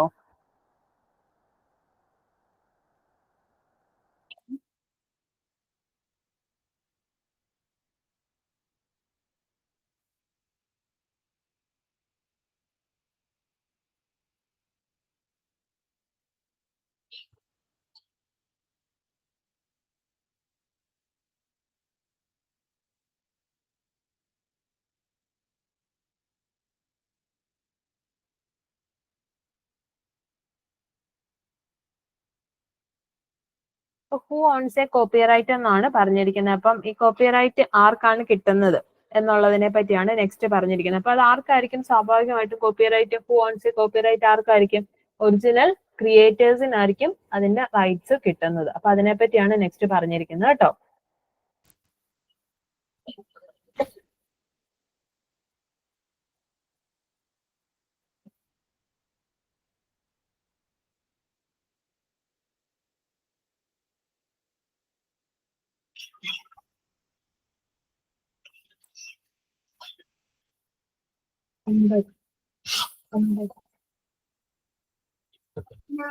ഞാനിട്ട് ഇറങ്ങിക്കുന്നു.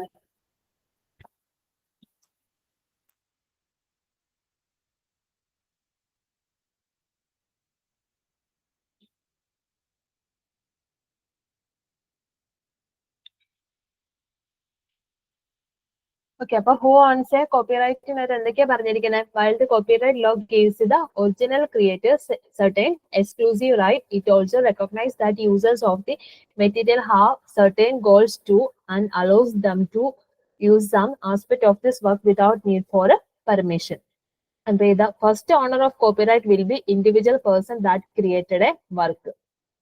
അതാണ് ഇമ്പോർട്ടന്റ് ആയിട്ടുള്ള കാര്യം. അതായത് ഹു ഓൺസ് എ കോപ്പിറൈറ്റ് എന്ന് പറയുമ്പോൾ ആരാണ്? The first owner of the copyright will be individual person that created a work. Our exclusive right granted by the copyright can be transferred to others, including legal entities such as corporations, publishers, or universities. Therefore, when we seek copyright permission, it is necessary to understand who has authority to grant permission. അപ്പം എന്താണ് ഇപ്പൊ നമ്മൾ എന്താ ഓരോ റൈറ്റേഴ്സിന്റെ റൈറ്റിങ്സും കാര്യങ്ങളും ഒക്കെ ഇപ്പൊ എന്താ നമ്മുടെ അക്കാഡമിക്സിലോ ഒക്കെ നമ്മൾ യൂസ് ചെയ്യാറുണ്ടല്ലോ. അപ്പൊ എന്താണ് അവരുടെ കയ്യിൽ നിന്ന് നമുക്ക് അതിനുള്ള പെർമിഷൻ നമുക്ക് കിട്ടണം, എങ്കിലേ നമുക്ക് എന്ത് ചെയ്യാൻ പറ്റത്തുള്ളൂ. അത് നമുക്ക് നമ്മുടെ ടെക്സ്റ്റ് ബുക്കിലോ അതായത് യൂണിവേഴ്സിറ്റീസിനൊക്കെ അതിനെ യൂസ് ചെയ്യാൻ വേണ്ടിയിട്ട് പറ്റത്തുള്ളൂ. ഇപ്പൊ പബ്ലിഷേഴ്സിനായിക്കോട്ടെ അല്ലെങ്കിൽ കോർപ്പറേഷനിലായിക്കോട്ടെ അതൊക്കെ യൂസ് ചെയ്യാൻ വേണ്ടിയിട്ട് പറ്റത്തുള്ളൂ. വേറൊരാളുടെ കാര്യം യൂസ് ചെയ്യണം എന്നുണ്ടെങ്കിൽ അയാളുടെ തിയറീസോ റൈറ്റിങ്സോ എന്തോ ആട്ടെ അത്.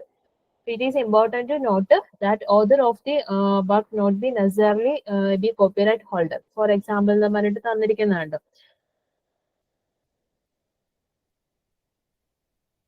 In several countries, the workers created in course of employment are likely to be honored by the employer through ownership rules vary by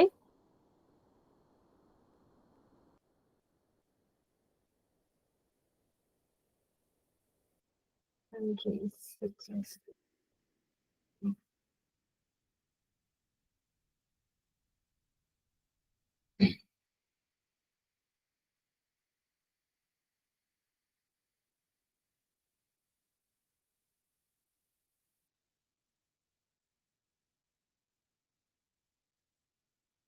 അപ്പം ഇവിടെ പറഞ്ഞിരിക്കുന്നത് നമ്മൾ ഓരോ കൺട്രീസ് ചേഞ്ച് ചെയ്യുന്നതിനനുസരിച്ച് നമ്മുടെ എന്താണ് ഈ പറഞ്ഞ കോപ്പിറൈറ്റ് ലോസ്, അതായത് അതിന്റെ ഓണർഷിപ്പിന് ഡിഫറൻസ് വരുന്നുണ്ടെന്നുള്ളതാണ് പറഞ്ഞിരിക്കുന്നത്. നമ്മുടെ ഇവിടെ എന്ന് പറഞ്ഞു കഴിയുമ്പോൾ എങ്ങനെയാണ്, അതായത് നമുക്കിപ്പോ ഞാൻ മുമ്പ് പറഞ്ഞതുപോലെ ഇപ്പൊ നമ്മുടെ എന്താ ഇപ്പൊ ആരുടെയെങ്കിലും റൈറ്റിങ്സോ അല്ലെങ്കിൽ എന്താ അവരുടെ സ്പീച്ചോ അങ്ങനെയുള്ള കാര്യങ്ങളൊക്കെ ഇപ്പൊ നമ്മളിപ്പോ എന്താ നമ്മുടെ എന്തെങ്കിലും ഒരു ഇന്റർവ്യൂവിന്റെ എന്താ ഒരു ഷോട്ട് ആയിക്കോട്ടെ, അതൊക്കെ ഇപ്പൊ നമ്മൾക്ക് അവരുടെ അനുവാദം കൂടാതെ നമുക്ക് യൂസ് ചെയ്യാൻ വേണ്ടിയിട്ട് പറ്റത്തില്ല. അതായത് ഒറിജിനൽ ക്രിയേറ്റർ ആരാണോ അവരുടെ പെർമിഷനോട് കൂടി മാത്രമേ നമുക്ക് അങ്ങനെയുള്ള കാര്യങ്ങളൊക്കെ യൂസ് ചെയ്യാൻ വേണ്ടിയിട്ട് പറ്റത്തുള്ളൂ. അപ്പൊ ആ ഒരു പ്രൊട്ടക്ഷൻ ആണ്.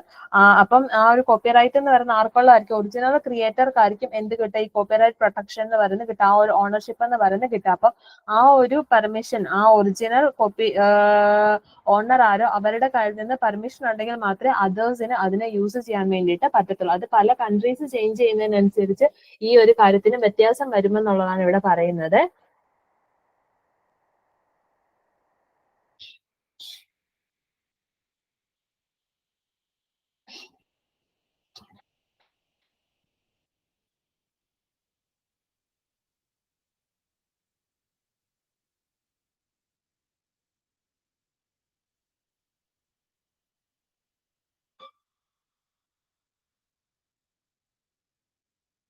പിന്നെ economic, moral and other such റൈറ്റിനെ പറ്റിയാണ് പറഞ്ഞിരിക്കുന്നത്. അപ്പൊ എക്കണോമിക് റൈറ്റ് എന്ന് പറഞ്ഞു കഴിഞ്ഞാൽ എന്തായിരിക്കും? These rights are allow owners to get a financial gain from use of their works by others ആണ് എന്ത് വരുന്നത്? Economic right. മോറൽ റൈറ്റ്സ് എന്ന് പറഞ്ഞാലോ, മോറൽ റൈറ്റ്സ് എന്ന് പറഞ്ഞു കഴിഞ്ഞാല് these rights permit authors or creators to take a certain actions to preserve and protect their work ആയിരിക്കും വരുന്നത്. അപ്പൊ എന്താ? പെർമിറ്റ് ഓതേഴ്സ് ഓർ ക്രിയേറ്റേഴ്സിന് എന്ത് കിട്ടുകയാണ്? അവരുടെ വർക്കിന് പ്രൊട്ടക്ഷൻ കിട്ടുകയാണ് ചെയ്യുന്നത് കേട്ടോ.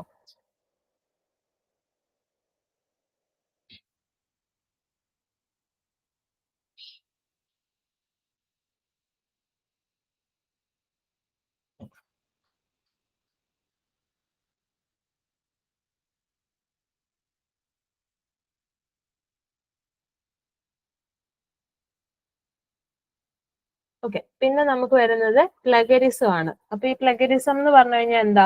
പ്ലഗരിസം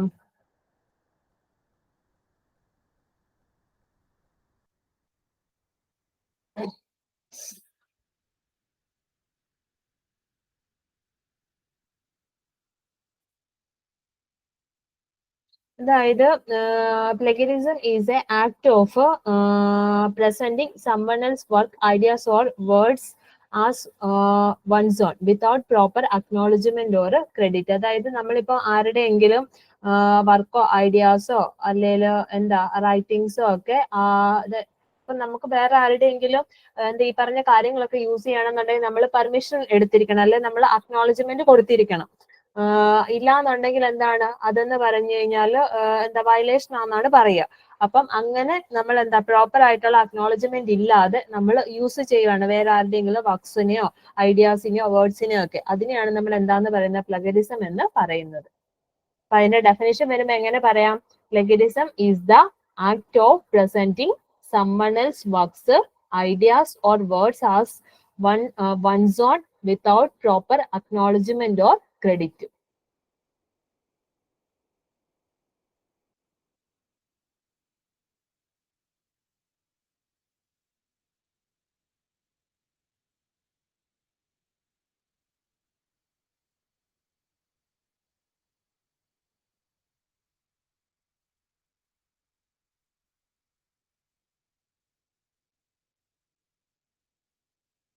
അപ്പൊ പ്ലഗരിസത്തിന് എക്സാമ്പിൾ അവർ തന്നിരിക്കുന്നുണ്ടോ? Submitting someone else works as your on.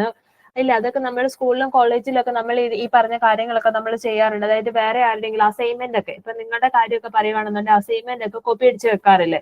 നിങ്ങളാണെന്നുണ്ടെങ്കിൽ വെബ്സൈറ്റിൽ നോക്കി അതേപടി കോപ്പി അടിക്കും, അല്ലെങ്കിൽ നിങ്ങളുടെ ഫ്രണ്ട്സിനെ നിങ്ങൾ കോപ്പി അടിച്ച് വെക്കും. ആ സംഭവം അതിനെ തന്നെയാണ് എന്നാന്ന് പറഞ്ഞ പ്ലഗരിസം എന്ന് പറയുന്നത് കേട്ടോ. അത് submitting someone else works as your own. പിന്നെന്താണ് copying words or ideas from someone else without giving due credit. പിന്നെന്താണ് failing to put a quote in quotation marks. അപ്പൊ എന്താ നമ്മൾ ഇങ്ങനെയുള്ള കാര്യങ്ങൾ ഇപ്പൊ ആരെങ്കിലും പറഞ്ഞ വേർഡ്സ് ആവട്ടെ, സെന്റൻസ് ആവട്ടെ, അല്ലെ ഏതെങ്കിലും ഒരു ബുക്കിലെ റൈറ്റിംഗ്സ് ആവട്ടെ, അങ്ങനെയുള്ള കാര്യങ്ങളൊക്കെ ഇപ്പൊ നമ്മൾ യൂസ് ചെയ്യുവാണെന്നുണ്ടെങ്കിൽ നമ്മൾ അതിനെ എന്തിൽ കൊടുത്തിരിക്കണം? കൊട്ടേഷൻ മാർക്കിൽ കൊടുത്തിരിക്കണം, അല്ലെ അതിന്റെ കറക്റ്റ് അക്നോളജ്മെന്റ് നമ്മൾ കൊടുത്തിരിക്കണം എന്നുള്ളതാണ്. അത് സിറ്റേഷൻ ഒക്കെ നമ്മൾ കൊടുക്കണം എന്നൊക്കെ നിങ്ങൾ പഠിച്ചിട്ടുണ്ടായിരിക്കുമല്ലോ. അപ്പൊ അതൊന്നും ഇല്ലാതെ നമ്മൾ യൂസ് ചെയ്യുവാണെന്നുണ്ടെങ്കിൽ അതിനെയൊക്കെ നമുക്ക് എന്നാന്ന് പറയാം? പ്ലഗരിസം എന്ന് നമുക്ക് പറയാം എന്നാണ് പറയുന്നത് കേട്ടോ.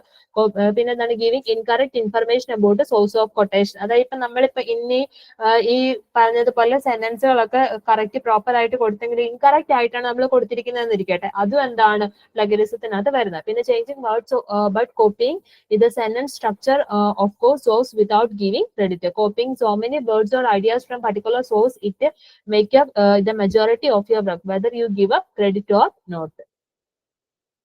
അതാണ് പ്ലഗരിസം എന്ന് പറയുന്നത്.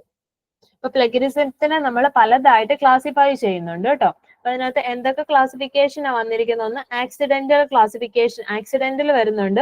അതേപോലെ തന്നെ പിന്നെന്താ വന്നിരിക്കുന്നത്? ആക്സിഡന്റൽ ഉണ്ട്, അൺഇന്റൻഷണൽ വരുന്നുണ്ട്, ഇന്റൻഷണൽ വരുന്നുണ്ട്, സെൽഫ് പ്ലഗരിസം വരുന്നുണ്ട്. അപ്പം ആക്സിഡന്റൽ എന്ന് പറഞ്ഞു കഴിഞ്ഞാൽ എന്തായിരിക്കാം? This may be due to lack of knowledge about what constitutes plagiarism as well as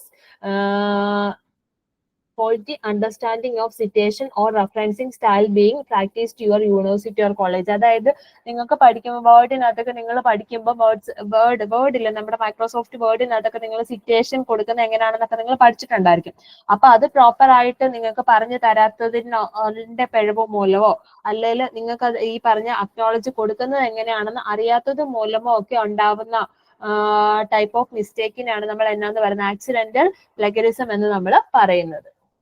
ഇനി അൺഇന്റൻഷണൽ വരുമ്പോൾ എന്തായിരിക്കും? ഇത് available information is so vast and on repeated reading from different source this may be influence or ideas and thoughts is deeply that sometimes unknowingly that some ideas may after while seem like your own. അപ്പൊ എന്തായിരിക്കും അൺഇന്റൻഷണൽ വരുമ്പോൾ നമ്മൾ പലയിടത്തു നിന്നായിരിക്കും നമ്മൾ ഈ പറഞ്ഞ ഇൻഫർമേഷൻസിനെയൊക്കെ നമ്മൾ collect ചെയ്യുന്നത്. അപ്പൊ എന്തായിരിക്കും നമുക്ക് കറക്റ്റ് ആയിട്ടൊക്കെ കൊടുക്കാൻ വേണ്ടിയിട്ട് അതിനെല്ലാം കൂടെ കളക്ട് ചെയ്തിട്ടായിരിക്കും നമ്മൾ ഈ പറഞ്ഞ ഒരു നോട്ട് നമ്മൾ പ്രിപ്പയർ ചെയ്യുന്നതെന്നുണ്ടെങ്കിൽ ആ ഒരു ഇത് മൂലം ഉണ്ടാവുന്നത്. അപ്പൊ അത് നമുക്ക് കൊടുക്കാൻ ബുദ്ധിമുട്ടായിരിക്കും വരുന്നത്. എവിടെ നിന്ന് എടുത്തു, എങ്ങനെ എടുത്തു എന്നൊക്കെയുള്ള നമുക്ക് ലാസ്റ്റ് വരുമ്പോൾ ഐഡന്റിഫൈ ചെയ്യാൻ ബുദ്ധിമുട്ടായിരിക്കും. അപ്പൊ അതാണ് വരുന്നത് അൺഇന്റൻഷണൽ എന്നകത്ത് കേട്ടോ. ഇനി ഇന്റൻഷണൽ പറഞ്ഞു കഴിയുമ്പോൾ എന്തായിരിക്കും? A deliberate act of copying complete or part of someone else works without giving proper credit of original credit. അപ്പൊ എന്താണ്? അതായത് നമ്മൾ വേറൊരാളുടെ കുറെ നോട്ട്സ് നമ്മൾ കോപ്പി ചെയ്തു, പക്ഷെ അവർക്ക് അതിന്റെ ക്രെഡിറ്റ് നമ്മൾ കൊടുത്തില്ല, പ്രോപ്പർ ക്രെഡിറ്റ് കൊടുത്തില്ല എന്നുണ്ടെങ്കിൽ അത്. ഇനി എന്താണ് സെൽഫ് പ്ലഗരിസം എന്ന് പറഞ്ഞാൽ എന്തായിരിക്കും? Using self published work in some others from without referring to original one. അതാണ് സെൽഫ് പ്ലഗരിസം എന്ന്. അപ്പം ഇങ്ങനെ ഡിഫറെന്റ് ടൈപ്സ് ഓഫ് പ്ലഗരിസംസ് എന്ന് പറയുന്നത് വരുന്നുണ്ട്. അപ്പം പ്ലഗരിസം എന്താണെന്നുള്ളതും അതിന്റെ ടൈപ്പും നിങ്ങൾ നോക്കി വെച്ചോണം. പ്ലഗരിസത്തിനകത്ത് വരുന്ന കുറച്ച് മെത്തേഡ്സുകളുണ്ട്. കോപ്പിറൈറ്റ് ഉണ്ട്, ഐഡിയ പ്ലഗരിസം ഉണ്ട്, പാരഫ്രൈസിങ് വരുന്നുണ്ട്, ആർട്ടിസ്റ്റിക് പ്ലഗരിസം ഉണ്ട്, പിന്നെ എന്താണ് ക്ലോഡ് പ്ലഗരിസം ഉണ്ട്, forgotten or explained link to resources ഉണ്ട്, പിന്നെ എന്താ no proper use of quotation mark. അതായത് പ്ലഗരിസത്തിന് എക്സാമ്പിൾസ് തന്നിരിക്കുന്നത് കേട്ടോ. ട്രാൻസ്ലേറ്റർ പ്ലഗരിസം ഉണ്ട്, പിന്നെന്താണ് മിസ് ഇൻഫർമേഷൻ ഓഫ് റെഫറൻസസ് ഉണ്ട്. ഇതൊക്കെ എന്തിന്റെ എക്സാമ്പിൾ ആണ്? പ്ലഗരിസത്തിന്റെ എക്സാമ്പിൾസ് ആണ് തന്നിരിക്കുന്നത്. ഇപ്പൊ കോപ്പി പേസ്റ്റ് അറിയാലോ, നമ്മൾ ഓരോ കോപ്പി പേസ്റ്റ് ചെയ്യുന്നത് അതെല്ലാവർക്കും അറിയാവുന്ന ഐഡിയ പ്ലഗരിസം എന്ന് പറഞ്ഞു കഴിഞ്ഞാൽ എന്തോ using similar concept or opinion which not common knowledge. പിന്നെ പാരഫ്രൈസിംഗ് എന്ന് പറഞ്ഞു കഴിഞ്ഞാൽ എന്താ ഗ്രാമർ, അതായത് നമ്മൾ ഒറിജിനൽ വർക്കിനകത്ത് നിന്ന് അവര് പറഞ്ഞ സെന്റൻസിനെ നമ്മൾ നേരെ തിരിച്ചിട്ടൊക്കെ യൂസ് ചെയ്യാറുണ്ടല്ലോ അത്. പിന്നെ ആർട്ടിസ്റ്റിക് പ്ലഗരിസം എന്ന് പറഞ്ഞു കഴിഞ്ഞാൽ എന്തായിരിക്കും? presenting someone else work using different media such as text, image, voice or video. Code plagiarism പറഞ്ഞാലോ using program code, algorithm, class, functions without permission or reference. പിന്നെ forgetting or expert links to resources, addition of quotation or reference mark but failing to provide information or up to date link to source. പിന്നെ എന്താണ് no proper use of quotation mark. അതായത് നമ്മളിപ്പം ഈ പറഞ്ഞ പോലെ കണ്ടന്റുകളൊക്കെ നമ്മൾ എവിടെയെങ്കിലും യൂസ് ചെയ്യാന്നുണ്ട് കൊട്ടേഷൻ മാർക്ക് നമ്മൾ യൂസ് ചെയ്തിട്ടില്ല എന്നുണ്ട്. പിന്നെ എന്താണ് മിസ് ഇൻഫർമേഷനോ, അതായത് നമ്മൾ റെഫറൻസുകളൊക്കെ വെക്കാറില്ലേ, നിങ്ങളൊക്കെ ആണെങ്കിലും പ്രൊജക്ട് ഒക്കെ ചെയ്യുമ്പോഴേക്കും അല്ലെങ്കിൽ ആ പ്രോജക്ട് ഡോക്യുമെന്റേഷൻ ഒക്കെ പ്രിപ്പയർ ചെയ്യുമ്പോഴേക്കും നിങ്ങൾ ഈ പറഞ്ഞതുപോലെ നോട്ടുകളൊക്കെ പലയിടത്തും നിങ്ങൾ കോപ്പി പേസ്റ്റ് ചെയ്യാറുണ്ട്. പക്ഷെ നിങ്ങൾ കറക്റ്റ് ആയിട്ട് നിങ്ങൾ റെഫറൻസ് വെച്ചാലും അത് കറക്റ്റ് അല്ലാന്നിരിക്കട്ടെ, അപ്പൊ അത് എന്തിന്റെ അണ്ടറിൽ വരും? മിസ് ഇൻഫർമേഷൻ ഓഫ് റെഫറൻസിന്റെ അണ്ടറിലായിരിക്കും അത് വരിക. പിന്നെ എന്താണ് ട്രാൻസ്ലേറ്റർ പ്ലഗരിസം എന്ന് പറഞ്ഞു കഴിഞ്ഞാൽ cross language content transition and use without reference to original work. ഇതാണ് പ്ലഗരിസത്തിന് എക്സാമ്പിൾസ് വരുന്നത് കേട്ടോ.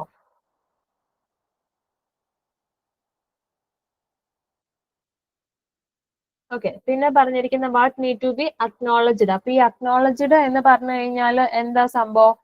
അക്നോളജ്ഡ് എന്ന് പറഞ്ഞാൽ എന്താ? നമ്മൾ സാധാരണ എന്താ നന്ദി കൊടുക്കുന്ന ആ ഒരു കാര്യം, അതെന്ന് പറഞ്ഞു കഴിഞ്ഞാൽ അതിന്റെ ഒരു ആവശ്യമുണ്ടോ?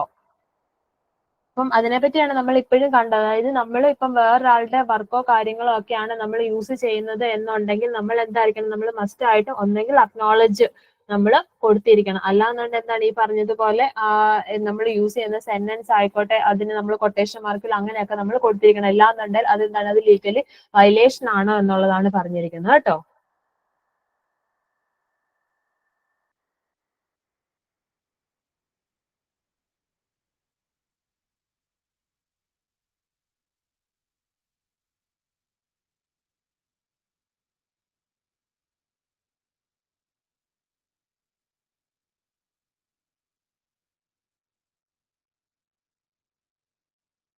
അപ്പൊ നമ്മൾ ഈ അക്നോളജ്മെന്റ് കൊടുക്കുന്നത് കൊണ്ടുള്ള മെയിൻ ആയിട്ടുള്ള അതിന്റെ അഡ്വാൻറ്റേജസ് എന്ന് പറഞ്ഞു കഴിഞ്ഞാൽ എന്തായിരിക്കും? അക്നോളജ്മെന്റിന്റെ അഡ്വാൻറ്റേജ് എന്ന് പറഞ്ഞു കഴിഞ്ഞാല് നമ്മൾ ടു എക്സ്പ്രസ് എന്താ ഗ്രാറ്റിറ്റ്യൂഡ്, പിന്നെ എന്തായിരിക്കും ടു എക്സ്പ്രസ് റെക്കഗ്നേഷൻ ഉണ്ട്, പിന്നെ എന്താണ് ടു എസ്റ്റാബ്ലിഷ് ക്രെഡിബിലിറ്റി നമുക്ക് എസ്റ്റാബ്ലിഷ് ചെയ്യാൻ വേണ്ടിയിട്ട്, അതേപോലെ തന്നെ റിലേഷൻഷിപ്പ് സ്ട്രെങ്തൻ ചെയ്യാൻ, ഇതിനൊക്കെ വേണ്ടിയിട്ടാണ് നമ്മൾ എന്ത് കൊടുക്കുക? ഈ അക്നോളജ്മെന്റ് എന്ന് പറയുന്ന സംഭവം നമ്മൾ യൂസ് ചെയ്യുന്നത്. അതാണ് അതിന്റെ മെയിൻ ആയിട്ടുള്ള പർപ്പസ് എന്ന് പറയുന്നത് കേട്ടോ. ടു എക്സ്പ്രസ് ഗ്രാറ്റിറ്റ്യൂഡ് ഉണ്ട്, പിന്നെന്താണ് ടു ഗീവ് റെക്കഗ്നേഷൻ ഉണ്ട്, പിന്നെന്താണ് ടു എസ്റ്റാബ്ലിഷ് ക്രെഡിബിലിറ്റി, പിന്നെ ടു സ്ട്രെങ്തൻ റിലേഷൻഷിപ്പ്. ഇതൊക്കെയാണ് അതിന്റെ മെയിൻ ആയിട്ടുള്ള പർപ്പസ് എന്ന് പറയുന്നത്. അപ്പൊ ഈ അക്നോളജ്മെന്റിനെ തന്നെ നമുക്ക് എന്താണ് പല ഇതായിട്ട് നമുക്ക് ഡിവൈഡ് ചെയ്യാൻ വേണ്ടിയിട്ട് പറ്റും. അക്നോളജ്മെന്റ് എന്ന് പറഞ്ഞാൽ ഫോർമൽ അക്നോളജ്മെന്റുകൾ വരുന്നുണ്ട്, അതേപോലെ തന്നെ ഇൻഫോർമൽ അക്നോളജ്മെന്റ് വരുന്നുണ്ട്, പബ്ലിക് അക്നോളജ്മെന്റ് ഉണ്ട്, പ്രൈവറ്റ് അക്നോളജ്മെന്റ് ഉണ്ട്, അങ്ങനെ ഡിഫറെന്റ് ടൈപ്സ് അക്നോളജ്മെന്റ് വരുന്നുണ്ട്. അപ്പൊ നമ്മുടെ ഈ ഫോർമൽ അക്നോളജ്മെന്റ് എന്ന് പറഞ്ഞു കഴിഞ്ഞാൽ എന്തായിരിക്കും? ഫോർമൽ എന്ന് പറഞ്ഞു കഴിഞ്ഞാൽ നമ്മുടെ അക്കാഡമിക്സിൽ നമ്മൾ യൂസ് ചെയ്തിട്ടില്ല, റിസർച്ച് പേപ്പറിലും ഒക്കെ. ഇപ്പൊ നിങ്ങൾ എന്താ നിങ്ങളുടെ ഇത് ചെയ്യുമ്പോൾ എന്താ പ്രൊജക്ട് ഒക്കെ ചെയ്തിട്ടുള്ളവരാണെന്നുണ്ടെങ്കിൽ പ്രൊജക്ട് റിപ്പോർട്ട് പ്രിപ്പയർ ചെയ്യുമ്പോൾ നിങ്ങൾ അതിനകത്ത് അക്നോളജ്മെന്റ് എന്ന് പറഞ്ഞിട്ട് നിങ്ങൾ ഒരു പേപ്പർ വെക്കത്തില്ലേ, അത്. പിന്നെ ഇൻഫോർമൽ അക്നോളജ്മെന്റ് വരുമ്പോൾ നമ്മൾ സോഷ്യൽ മീഡിയ അല്ലെ പേഴ്സണൽ ഇമെയിൽസിലും ഒക്കെ നമ്മൾ കൊടുക്കുന്നതായിരിക്കും ഇൻഫോർമൽ അക്നോളജ്മെന്റ് വരുന്നത്. ഇനി പബ്ലിക് ആണെന്നുണ്ടെങ്കിലോ സ്പീച്ച്, അവാർഡ് സെറിമണീസിലൊക്കെ നമ്മൾ മെൻഷൻ ചെയ്യുവാണെന്നുണ്ട്. പ്രൈവറ്റ് ആണെന്നുണ്ടെങ്കിലോ പേഴ്സണൽ ലെറ്റേഴ്സിലൂടെയോ അല്ലെങ്കിൽ നമ്മൾ പേഴ്സണൽ ആയിട്ട് മെസ്സേജുകൾ, താങ്ക് യു നോട്ട്സ് ഒക്കെ നമ്മൾ കൊടുക്കത്തില്ലേ, അതൊക്കെയാണ് എന്തിനകത്ത് വരിക? ഈ പ്രൈവറ്റ് അക്നോളജ്മെന്റിനകത്ത് വരിക. ഓക്കെ, അപ്പൊ അക്നോളജ്മെന്റിന്റെ പർപ്പസ് എന്തൊക്കെയായിരുന്നു? എക്സ്പ്രസ് ഗ്രാറ്റിറ്റ്യൂഡ് ഉണ്ട്, പിന്നെന്താണ്, ഗീവ് ക്രെഡിറ്റ് ഉണ്ട്, എസ്റ്റാബ്ലിഷ് ക്രെഡിബിലിറ്റി ഉണ്ട്, ബിൽഡ് റിലേഷൻഷിപ്പ് ഉണ്ട്, എൻഹാൻസ് ക്രെഡിബിലിറ്റി ഉണ്ട്. അതൊക്കെയാണ് അക്നോളജ്മെന്റിന്റെ മെയിൻ ആയിട്ടുള്ള പർപ്പസ് എന്ന് പറയുന്നത്. പിന്നെ ടൈപ്പ് ഓഫ് അക്നോളജ്മെന്റ് വരുമ്പോഴേക്കും എന്തൊക്കെയാ വരുന്നത്? ഫോർമൽ വരുന്നുണ്ട്, ഇൻഫോർമൽ വരുന്നുണ്ട്, പബ്ലിക് വരുന്നുണ്ട്, പ്രൈവറ്റ് അക്നോളജ്മെന്റുകൾ വരുന്നുണ്ട്.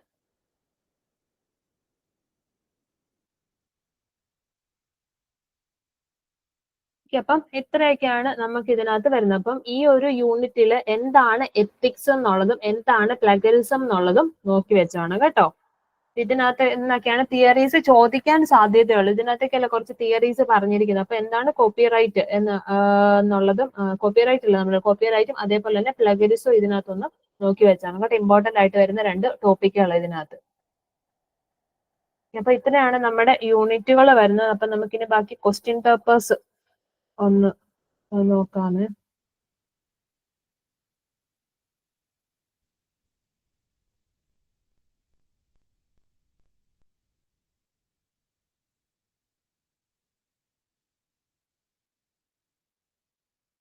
അപ്പൊ ഞാൻ നിങ്ങളോട് ആദ്യമേ പറഞ്ഞായിരുന്നു, നിങ്ങൾക്ക് സാധാരണ ക്വസ്റ്റ്യൻ വരുന്നത് ഇത് ജൂൺ 2024, അതായത് തൊട്ട് മുന്നേ കഴിഞ്ഞ എക്സാമിന്റെ ആണ് കേട്ടോ.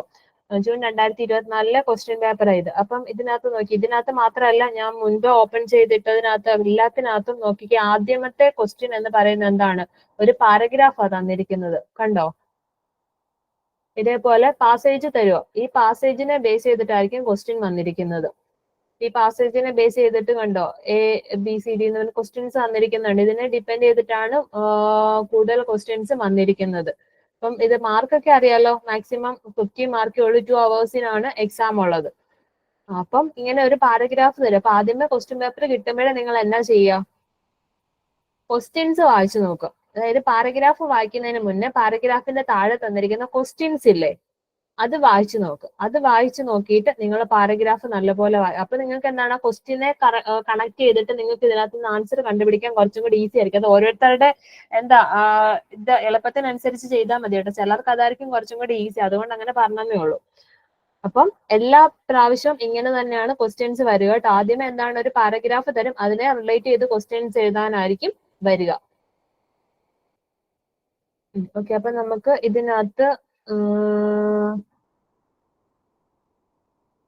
ആൻസർ ദി ഫോളോയിങ് ക്വസ്റ്റ്യൻസ് എന്ന് പറഞ്ഞിട്ട് തന്നിരിക്കുന്നുണ്ട്. അപ്പൊ ആദ്യം എക്സ്പ്ലെയിൻ ഓട്ടോമേഷൻ. അപ്പം എന്താ ഓട്ടോമേഷൻ എന്ന് പറഞ്ഞതിനെ പറ്റി ഇതിനകത്ത് പറഞ്ഞിട്ടുണ്ട്. ഓട്ടോമേഷൻ എന്താണെന്ന് ഇതിനകത്ത് പറഞ്ഞിട്ടുണ്ട്. അപ്പൊ എന്താണ് ഓട്ടോമേഷൻ എന്നുള്ളത് ഇത് വായിച്ചു നോക്കി കഴിയുമ്പോൾ നമുക്ക് കിട്ടും.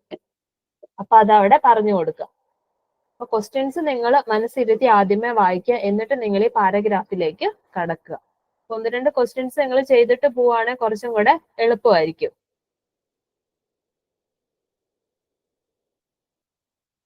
ഇപ്പൊ 2 മാർക്കിന്റെ ക്വസ്റ്റ്യൻ വരുമ്പോഴേക്കും നിങ്ങൾ മാക്സിമം ഒരു 4 പോയിന്റ്. ഇപ്പൊ ഇത് കണ്ടോ, ഇത് process by which machines can be used to work for us has been called automation എന്ന് പറഞ്ഞിട്ടുണ്ട്. അപ്പൊ അതിന് മുന്നേ എന്താണ് ആ മെഷീൻസ് എങ്ങനെയാണ് വർക്ക് ചെയ്യുന്നത് എന്നുള്ള ആ ഒരു ടൂളിനെ പറ്റി എടുത്തുണ്ട്. This machines can be put into various use. For instance that can be provide information in best way to prevent traffic jams. The process by which machines can be used to work for us has been called automation.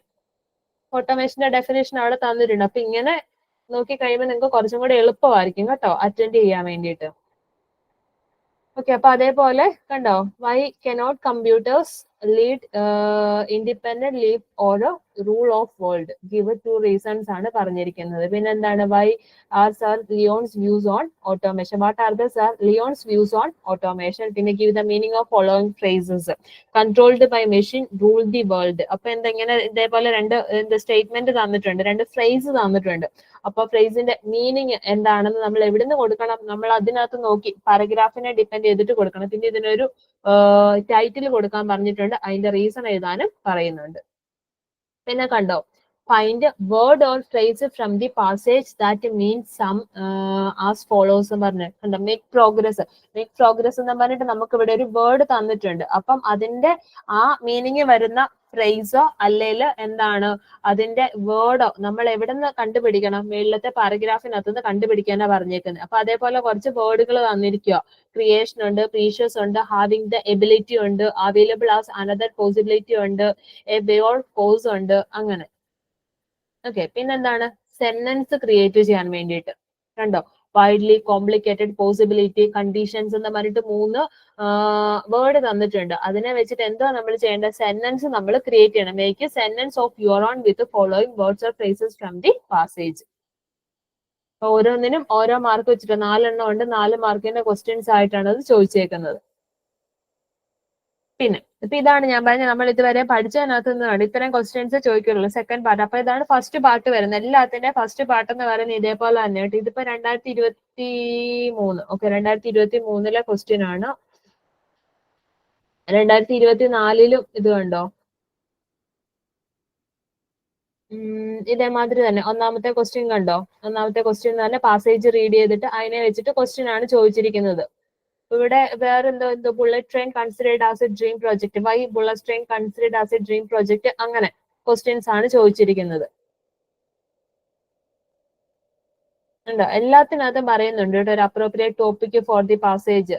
Topic അല്ല, title കൊടുക്കാൻ ചോദിച്ചിട്ടുണ്ട് കേട്ടോ. പിന്നെന്താണ്, പിന്നെ ഇതുണ്ടോ words or phrases വെച്ചിട്ട് sentence, അതായത് ഈ പാസേജിനകത്ത് ഇവിടെ തന്നിരിക്കുന്ന ഈ വേർഡ്സിന്റെ സെയിം മീനിങ്ങിലുള്ള സെന്റൻസുകൾ ഉണ്ടായിരിക്കും, അല്ലെ വേർഡ്സുകൾ ഉണ്ടായിരിക്കും, അത് എഴുതാൻ വേണ്ടിയിട്ട് ചോദിച്ചിട്ടുണ്ട്. കണ്ടോ, എല്ലാം ഏറെക്കുറെ സെയിം ഫോർമാറ്റ് ആണ് വരുന്നത് കേട്ടോ. പിന്നെ ഇത് കണ്ടോ ഷോർട്ട് നോട്ട് എന്ന് പറഞ്ഞിട്ട് പ്ലാഗരിസത്തിനെ പറ്റി ചോദിച്ചിട്ടുണ്ട്. Ethics in personal and professional lifes ഉണ്ട്. ലിസണിങ് എന്താണെന്ന് ചോദിച്ചിട്ടുണ്ട്. Self confidence. കണ്ടോ, അപ്പം ഈ ഒരു മോഡലിലാണ് ക്വസ്റ്റ്യൻസ് വരിക. അപ്പം ഇതെന്ന് പറയുന്നത് നമ്മുടെ 2024, 2023 ഇതേമാതിരി തന്നെ. 23 എന്തൊക്കെയായിരുന്നു ക്വസ്റ്റ്യൻസ് വന്നതുണ്ട്. Qualities of leader, problem solving skill, important feedback in communication ഉണ്ട്. പിന്നെ honesty, why honesty is the best policy, അപ്പൊ അങ്ങനെ. പിന്നെ ഫില്ലിംഗ് ദ ബ്ലാങ്ക്സ് ആ വരുന്നത്. ഫില്ലിംഗ് ദ ബ്ലാങ്ക്സിനകത്ത് എ, ആണ്, ഇതാ, ഓർ നോ, അതായത് ആർട്ടിക്കിൾസ് വെച്ചിട്ട് ഫില്ലിംഗ് ദ ബ്ലാങ്ക്സ് ആണ് പിന്നെ ഒരു ക്വസ്റ്റ്യൻ ചോദിച്ചിരിക്കുന്നത്. അപ്പം എ, ആണ് എന്നൊക്കെയുള്ള ആർട്ടിക്കിൾസ് നിങ്ങൾക്ക് പ്രോപ്പർ ആയിട്ട് യൂസ് ചെയ്യാൻ വേണ്ടിയിട്ട് അറിയാമോ?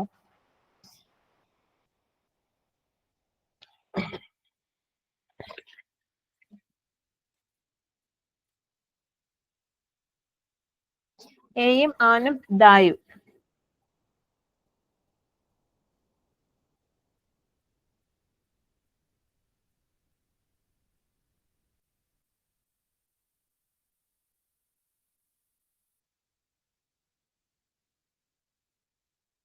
ഓക്കെ, അപ്പൊ ആർട്ടിക്കിൾസ് നമ്മൾ എങ്ങനെയാ യൂസ് ചെയ്യുന്നത്?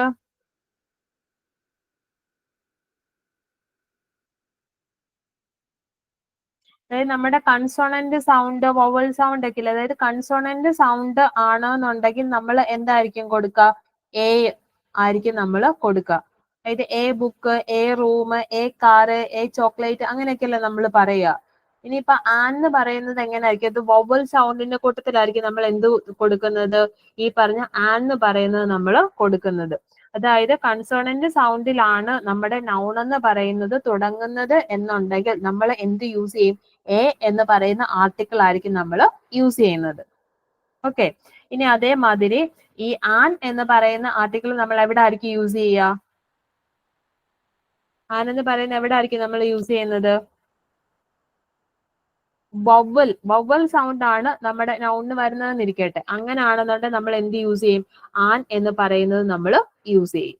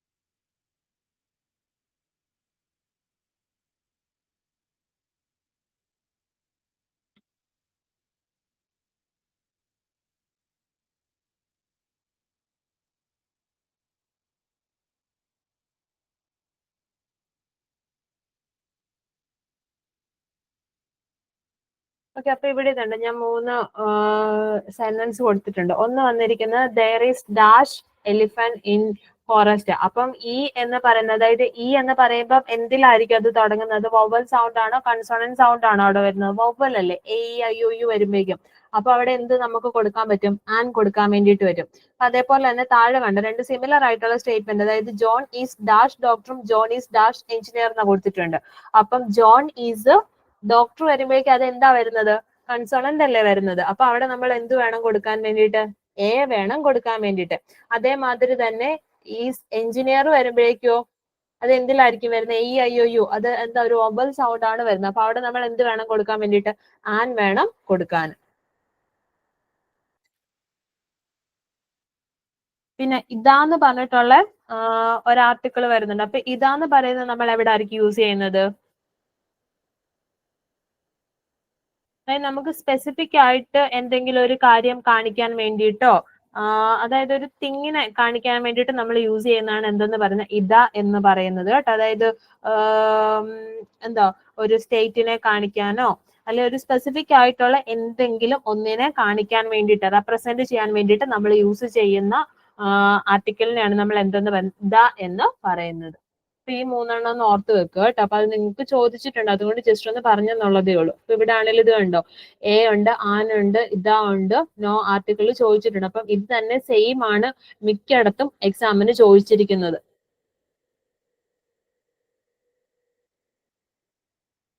കണ്ടോ, ഇതിനകത്ത് 2024 ക്വസ്റ്റ്യൻ പേപ്പർ ആണ്. ഇതിനകത്ത് ഇത് ചോദിച്ചിട്ടുണ്ട്. അതേപോലെ തന്നെ ഇതേണ്ടേ 22 22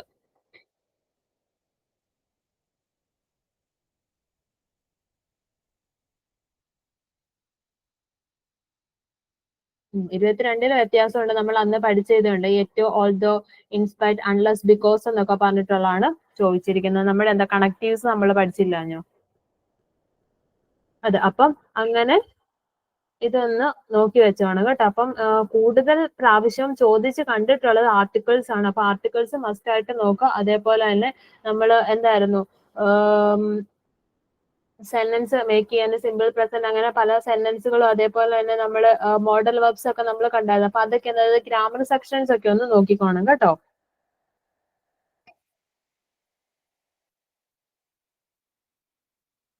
അപ്പൊ ഇതിനകത്ത് ഒരു ക്വസ്റ്റ്യൻ പേപ്പറിൽ ഇത് കണ്ടോ, ക്വസ്റ്റ്യൻസ് ഉണ്ടായിരുന്നു. നമ്മുടെ ഇതുണ്ട് value of ഇതല്ലല്ലോ,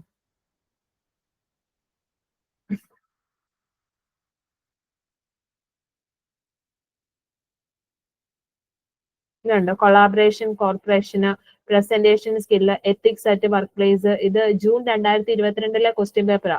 copyright lawyer, ethics at work place, personal and social competence, blind spot, എങ്ങനെ നമുക്കത് ഓവർകം ചെയ്യാം എന്നുള്ളത്, collaboration and corporation, presentation skill. കണ്ടോ, അപ്പൊ നോക്കി 2 മാർക്കേ ഉള്ളൂ. അപ്പം എന്താണെന്ന് നിങ്ങൾ ജസ്റ്റ് ഒന്ന് നോക്കി വെച്ചാൽ മതി. അത്രയൊക്കെ മാർക്കിന് ഇത് ചോദിക്കാറുള്ളൂ. അതായത് ചെറിയ ചെറിയ മാർക്കുകൾക്കാണ് ചോദിക്കുക. അപ്പൊ എന്താണ് ആ കൺസെപ്റ്റ് എന്നുള്ള ഒരു ഐഡിയ നിങ്ങളൊന്ന് മനസ്സിലാക്കിയിരുന്നാൽ മാത്രം മതി. ബാക്കിയെല്ലാം ഇതേമാതിരിയുള്ള ക്വസ്റ്റ്യൻസ് ആണ് വരിക കേട്ടോ.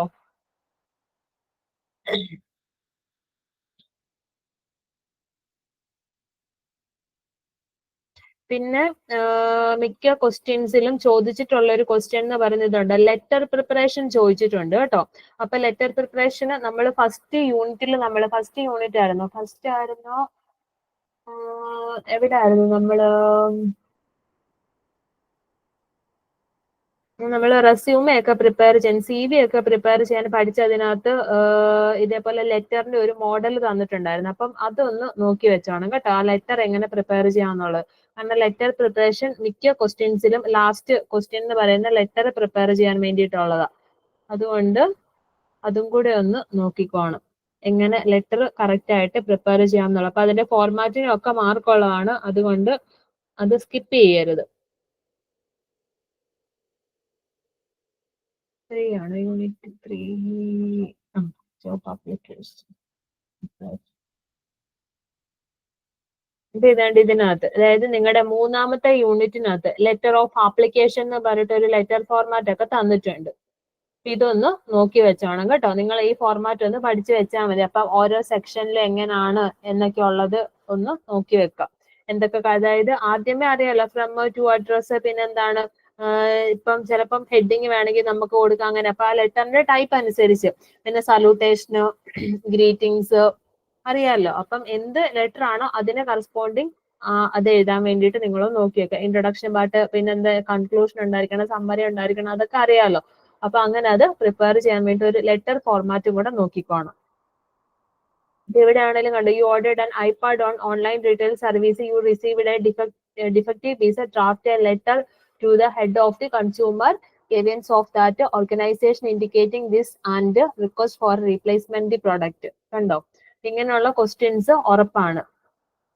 കാരണം ഇതുവരെയുള്ള ഇതിനകത്ത് എല്ലാത്തിനകത്തും ഒരു ലെറ്റർ ചോദിച്ചിട്ടുണ്ട്. കണ്ടോ, ഇതിനകത്തും ഉണ്ട് ലെറ്റർ. എന്താണ് നമ്മൾ അന്ന് ഫസ്റ്റ് ക്ലാസ്സിലൊക്കെ നമ്മൾ ഡിസ്കസ് ചെയ്ത IT കമ്പനി, അതായത് നമ്മൾക്കുടെ ജോബ് എക്സ്പീരിയൻസ്, നമ്മളൊരു IT കമ്പനിയിൽ ജോലിക്ക് കയറി, അപ്പൊ നമ്മുടെ ഫസ്റ്റ് ജോബ് ആണ്. അപ്പൊ അതിന്റെ എക്സ്പീരിയൻസ് ഫ്രണ്ടിന് ഷെയർ ചെയ്തുകൊണ്ട് എഴുതാൻ വേണ്ടിയിട്ട്. അപ്പൊ ചിലതിനകത്ത് തരും എന്തൊക്കെ അതിനകത്ത് ഡിസ്കസ് ചെയ്യണം എന്നുള്ളത്. ഒന്ന് വർക്ക് എൻവയോൺമെന്റ്, ഇതിനകത്ത് പറഞ്ഞിട്ടുണ്ട് work environment, social media, social impact of your company ഉണ്ട്, how can you plan career through this for next 5 years.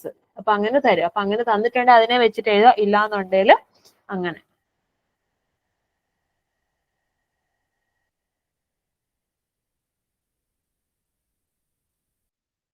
പിന്നെ ഇത് കണ്ടോ, write a letter to your friend sharing details of newly offered course in your university. അപ്പൊ എല്ലാ question പേപ്പറിലും question ആണ് എന്ത്, ഈ letter കേട്ടോ. അപ്പൊ എല്ലാത്തിനകത്തും കോമൺ ക്വസ്റ്റ്യൻസ് തന്നെയാണ് വരുന്നത്. നമ്മൾ ആ പഠിച്ചിട്ടുള്ള തിയറി പോർഷൻസിനകത്ത് മാത്രമേ ഡിഫറൻസ് വരുന്നുള്ളൂ. ബാക്കി എല്ലാം കോമൺ ആണ്. ലെറ്റർ ഉണ്ടായിരിക്കും, പാസേജ് ഉണ്ടായിരിക്കും, പിന്നെ എന്താണ് ഫില്ലിംഗ് ദ ബ്ലാങ്ക്സ് ഉണ്ടായിരിക്കും. പിന്നെ ഡിഫറൻസ് ചേഞ്ച് വരുന്ന എന്തിനു മാത്രമേ ഉള്ളൂ, ഈ ഒരു കാര്യത്തിന്. അതായത് ഇതിനകത്തൊന്ന് ഷോർട്ട് എസ്സേ എഴുതാൻ ചോദിക്കുന്നില്ല, അത് മാത്രമേ മാറി മാറി ചോദിക്കാറുള്ളൂ. അപ്പം ഇതൊക്കെയാണ് നമ്മുടെ മോഡൽസ് വരുന്നത് കേട്ടോ ക്വസ്റ്റ്യൻസിന്റെ. അപ്പം മാക്സിമം ഞാൻ ഇമ്പോർട്ടന്റ് ആണ് പറഞ്ഞിട്ടുള്ള ആ ഒരു തിയറി പോർഷൻസ് ഒക്കെ മാത്രം എന്താണ് ഐഡിയ എന്നൊക്കെ നോക്കി വെക്കുക. ബാക്കിയൊക്കെ ഈ പറഞ്ഞ പോലെ ഗ്രാമർ സൈഡ് ഒക്കെയാണ് ചോദിക്കുന്നത്. അതേപോലെ തന്നെ പാസേജിനെ ഡിപ്പെൻഡ് ചെയ്തിട്ടൊക്കെ നിങ്ങൾ ആൻസർ ചെയ്യാൻ വേണ്ടത്. 1-2 പാസേജ് ചെയ്താൽ നിങ്ങൾക്ക് ഈസി ആയിട്ട് ഈ പറഞ്ഞ പാസേജിന്റെ ഒക്കെ അറ്റൻഡ് ചെയ്യാൻ വേണ്ടിയിട്ട് പറ്റും. അപ്പം അതേപോലെ തന്നെ ഈ പറഞ്ഞ നമ്മുടെ ആർട്ടിക്കിൾസ് ഒക്കെ എങ്ങനെ യൂസ് ചെയ്യാന്നുള്ളതും സെന്റൻസുകൾ എങ്ങനെ ക്രിയേറ്റ് ചെയ്യാന്നൊക്കെ ഉള്ളത്. അപ്പൊ നമ്മൾ ഫസ്റ്റ് ക്ലാസ്സിൽ പെർഫെക്റ്റ് ടെൻസിനെ പറ്റിയൊക്കെ നമ്മൾ പഠിച്ചിട്ടുണ്ടായിരുന്നു. അപ്പൊ അതൊക്കെ ഒന്ന് നോക്കുക, എങ്ങനെ ഒരു സെന്റൻസ് ബിൽഡപ്പ് ചെയ്യാൻ പറ്റും എന്നൊക്കെ ഉള്ളത്. ഓക്കെ, അപ്പം ലെറ്റർ മസ്റ്റ് ആയിട്ട് പഠിച്ചിട്ട് പോവുക. അതേപോലെ തന്നെ പാസേജും പഠിച്ചിട്ട് പോവുക. ബാക്കി ഗ്രാമർ ഒക്കെ നിങ്ങളുടെ സ്കില്ല് ഡിപ്പെൻഡ് ചെയ്തിട്ടിരിക്കും.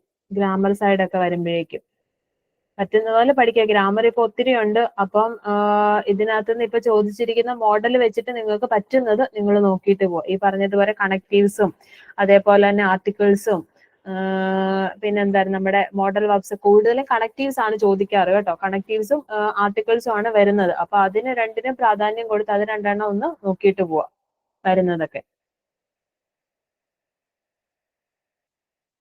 ഓക്കെ, അപ്പം നന്നായിട്ട് എക്സാം എഴുതാൻ എല്ലാവരും ശ്രമിക്കുക. ഓൾ ദി ബെസ്റ്റ് കേട്ടോ. നമുക്ക് സ്റ്റോപ്പ് ചെയ്തേക്കാം.